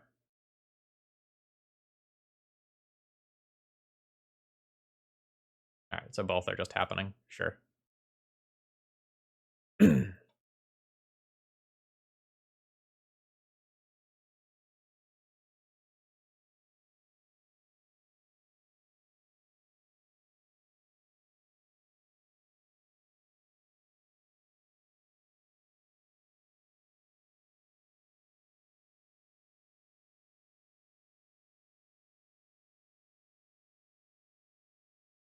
Alright.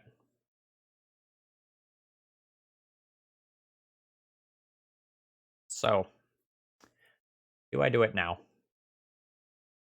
If I do it now, I play around Wasteland and Strip Mine, but I walk into Oko.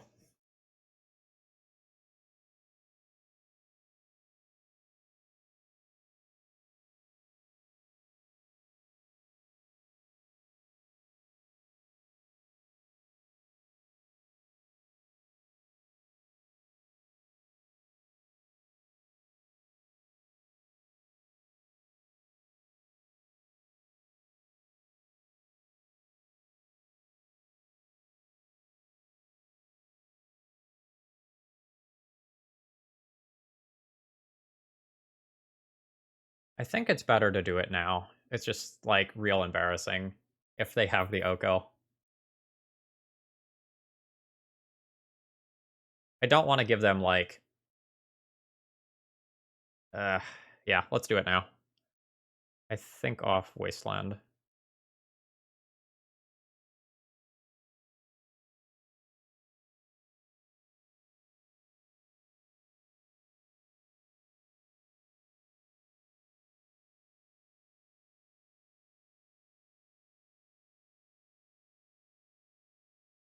Alright.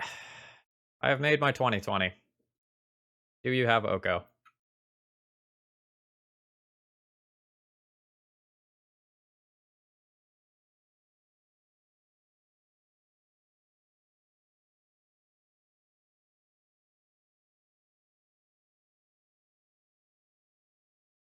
The answer is not yet.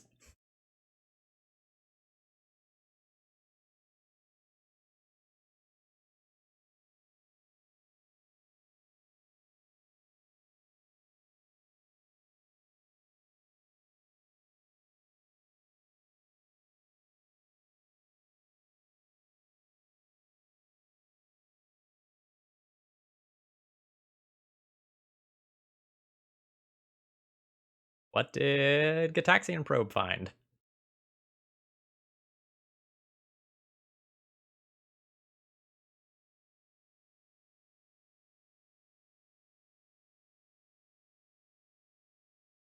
Are we winning? Alright. Gataxian Probe finds Preordain. Otherwise, they would have preordained first.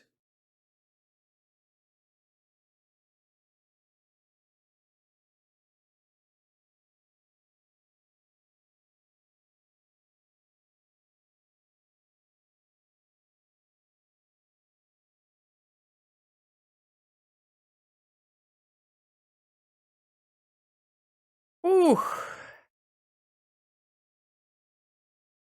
Okay. We're gonna keep this hand. It produces a 3-ball on turn 1, and then has Crucible Wasteland Lock beginning on turn 2, Tolarian Academy a bit afterwards. Hmm. Okay, so things got a little more complicated. How do I want to play this turn?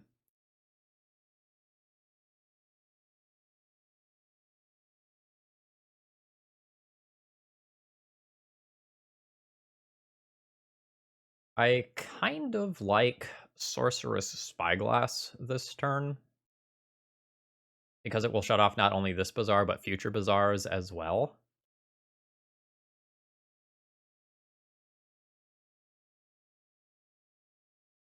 It really depends on which deck they're playing here. Because if they're playing, like, Dredge, then I just want to answer Bazaar this turn. But if they're playing something like a Hogak deck, I probably have time to not answer Bazaar this turn. Also, like, are we facing Force of Vigor in game 1? In which case, playing Sorceress Spyglass isn't great.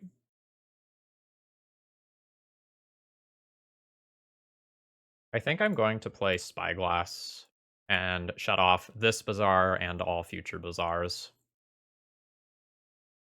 My opponent is playing the blue version, the Hollowvine version. This play potentially walks into a counterspell.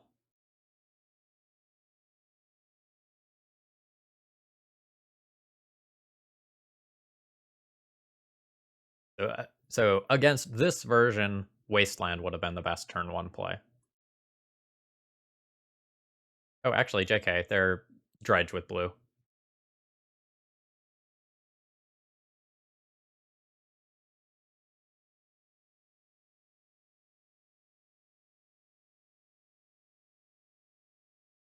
All right, so I need to resolve Golos. If I resolve Golos, I win. Golos gets Tabernacle. They're not going to have outs to that.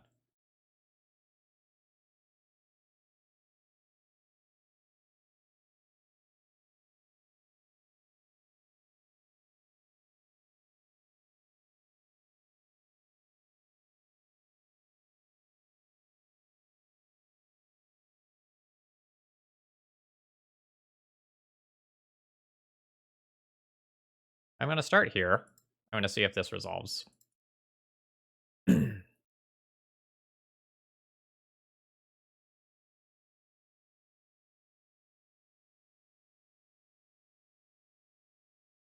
This resolving or this not resolving probably have about the same effect. In that, if this gets countered, it is extremely unlikely that my Golos gets countered next turn. Okay.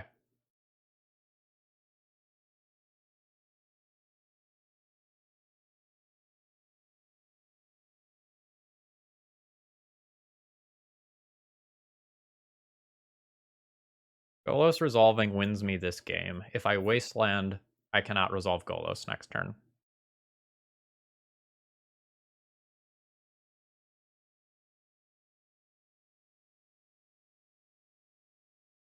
I'm going to wasteland and pass.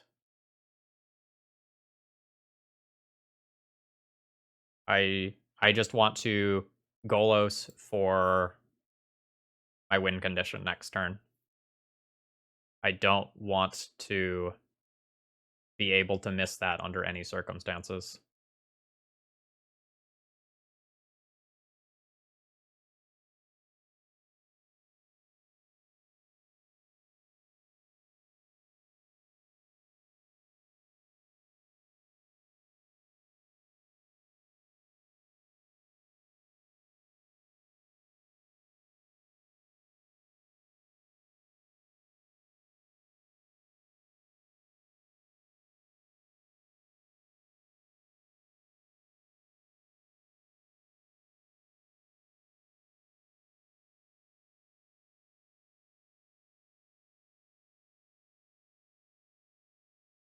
All right, let's just always yield.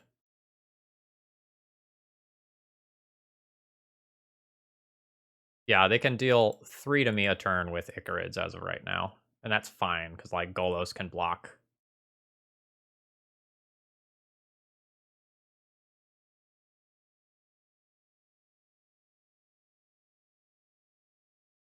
I'm more worried about, like, creeping chills just finishing me off.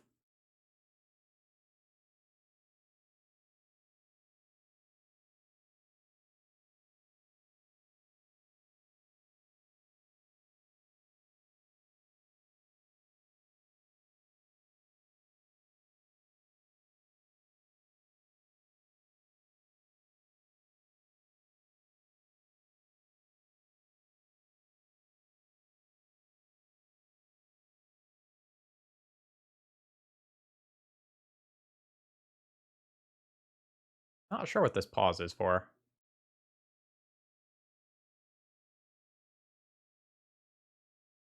CB Jorn Run, thank you very much for following.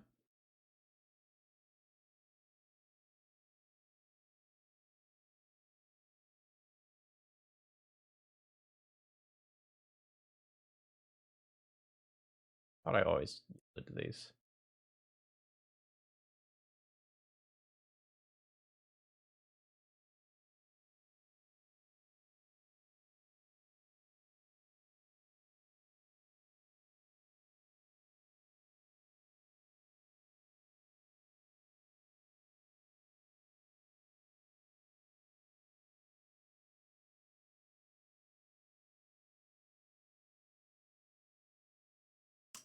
Nice. Did not expect my opponent to concede there. I'll take that.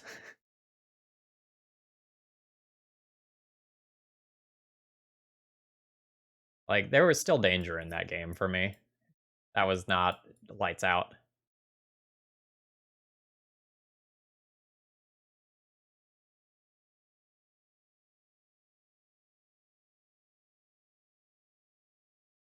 He's 5 for sure. I can think about, like, Crucible Defense Grid.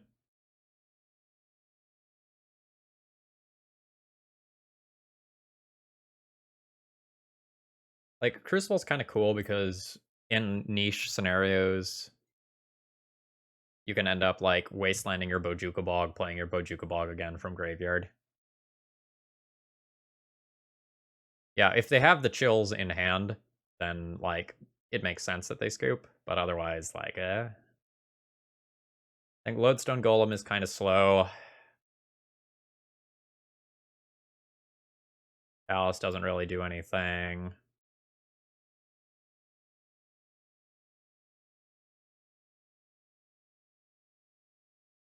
I'd probably go down on a Mirage Mirror. And boarding in 2 lands, that probably means I can get rid of Caracas. And what's the last cut? Just the Crucible?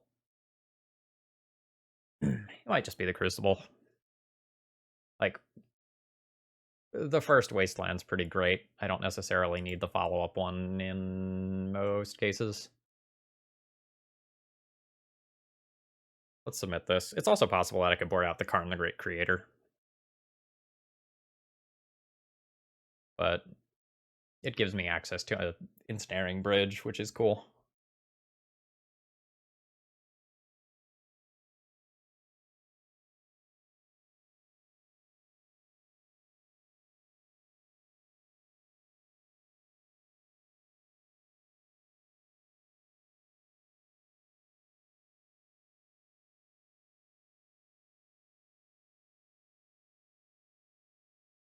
Hell.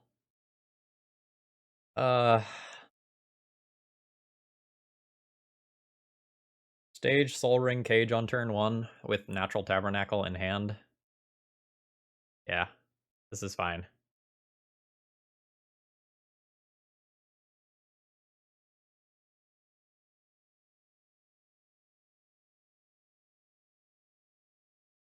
Like, we can get nuttier than this, but this is pretty good. Oh, no Dredger turn 1.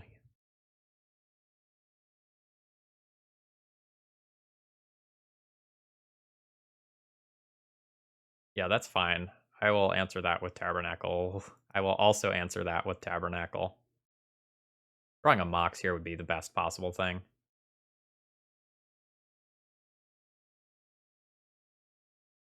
All right. We're just accepting Tabernacle on turn 1. I think saving 8 life is pretty legit.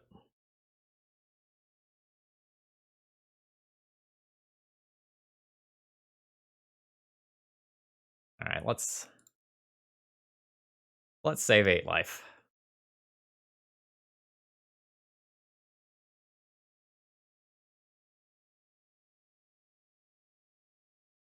So this allows them to continue to like use the Bazaar and potentially dump some stuff into play, but this probably does a decent amount of work.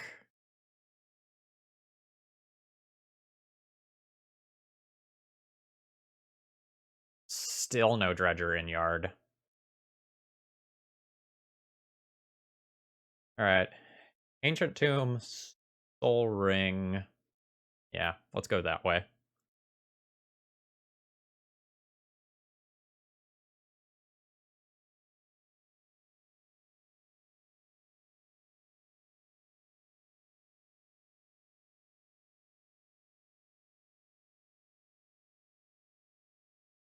Spyglass first.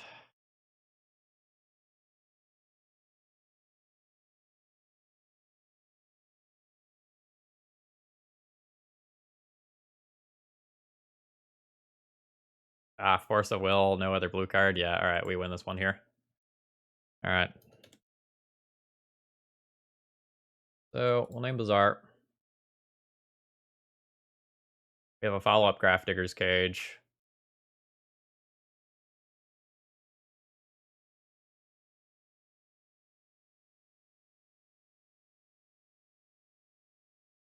So I realized that you said don't play Cage, but they just tried to bring back an Icarid, and I stopped that.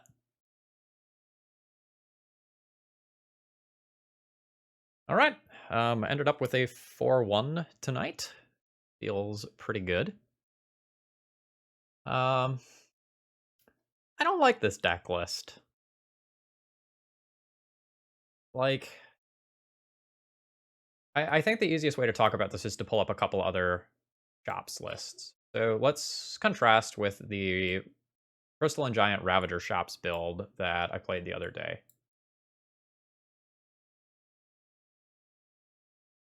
So there's no A plus B problem here, right? Like, you have lock pieces, you have creatures.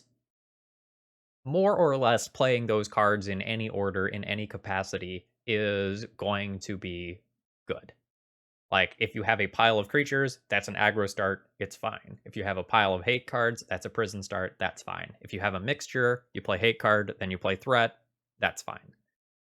But with this list that I played tonight,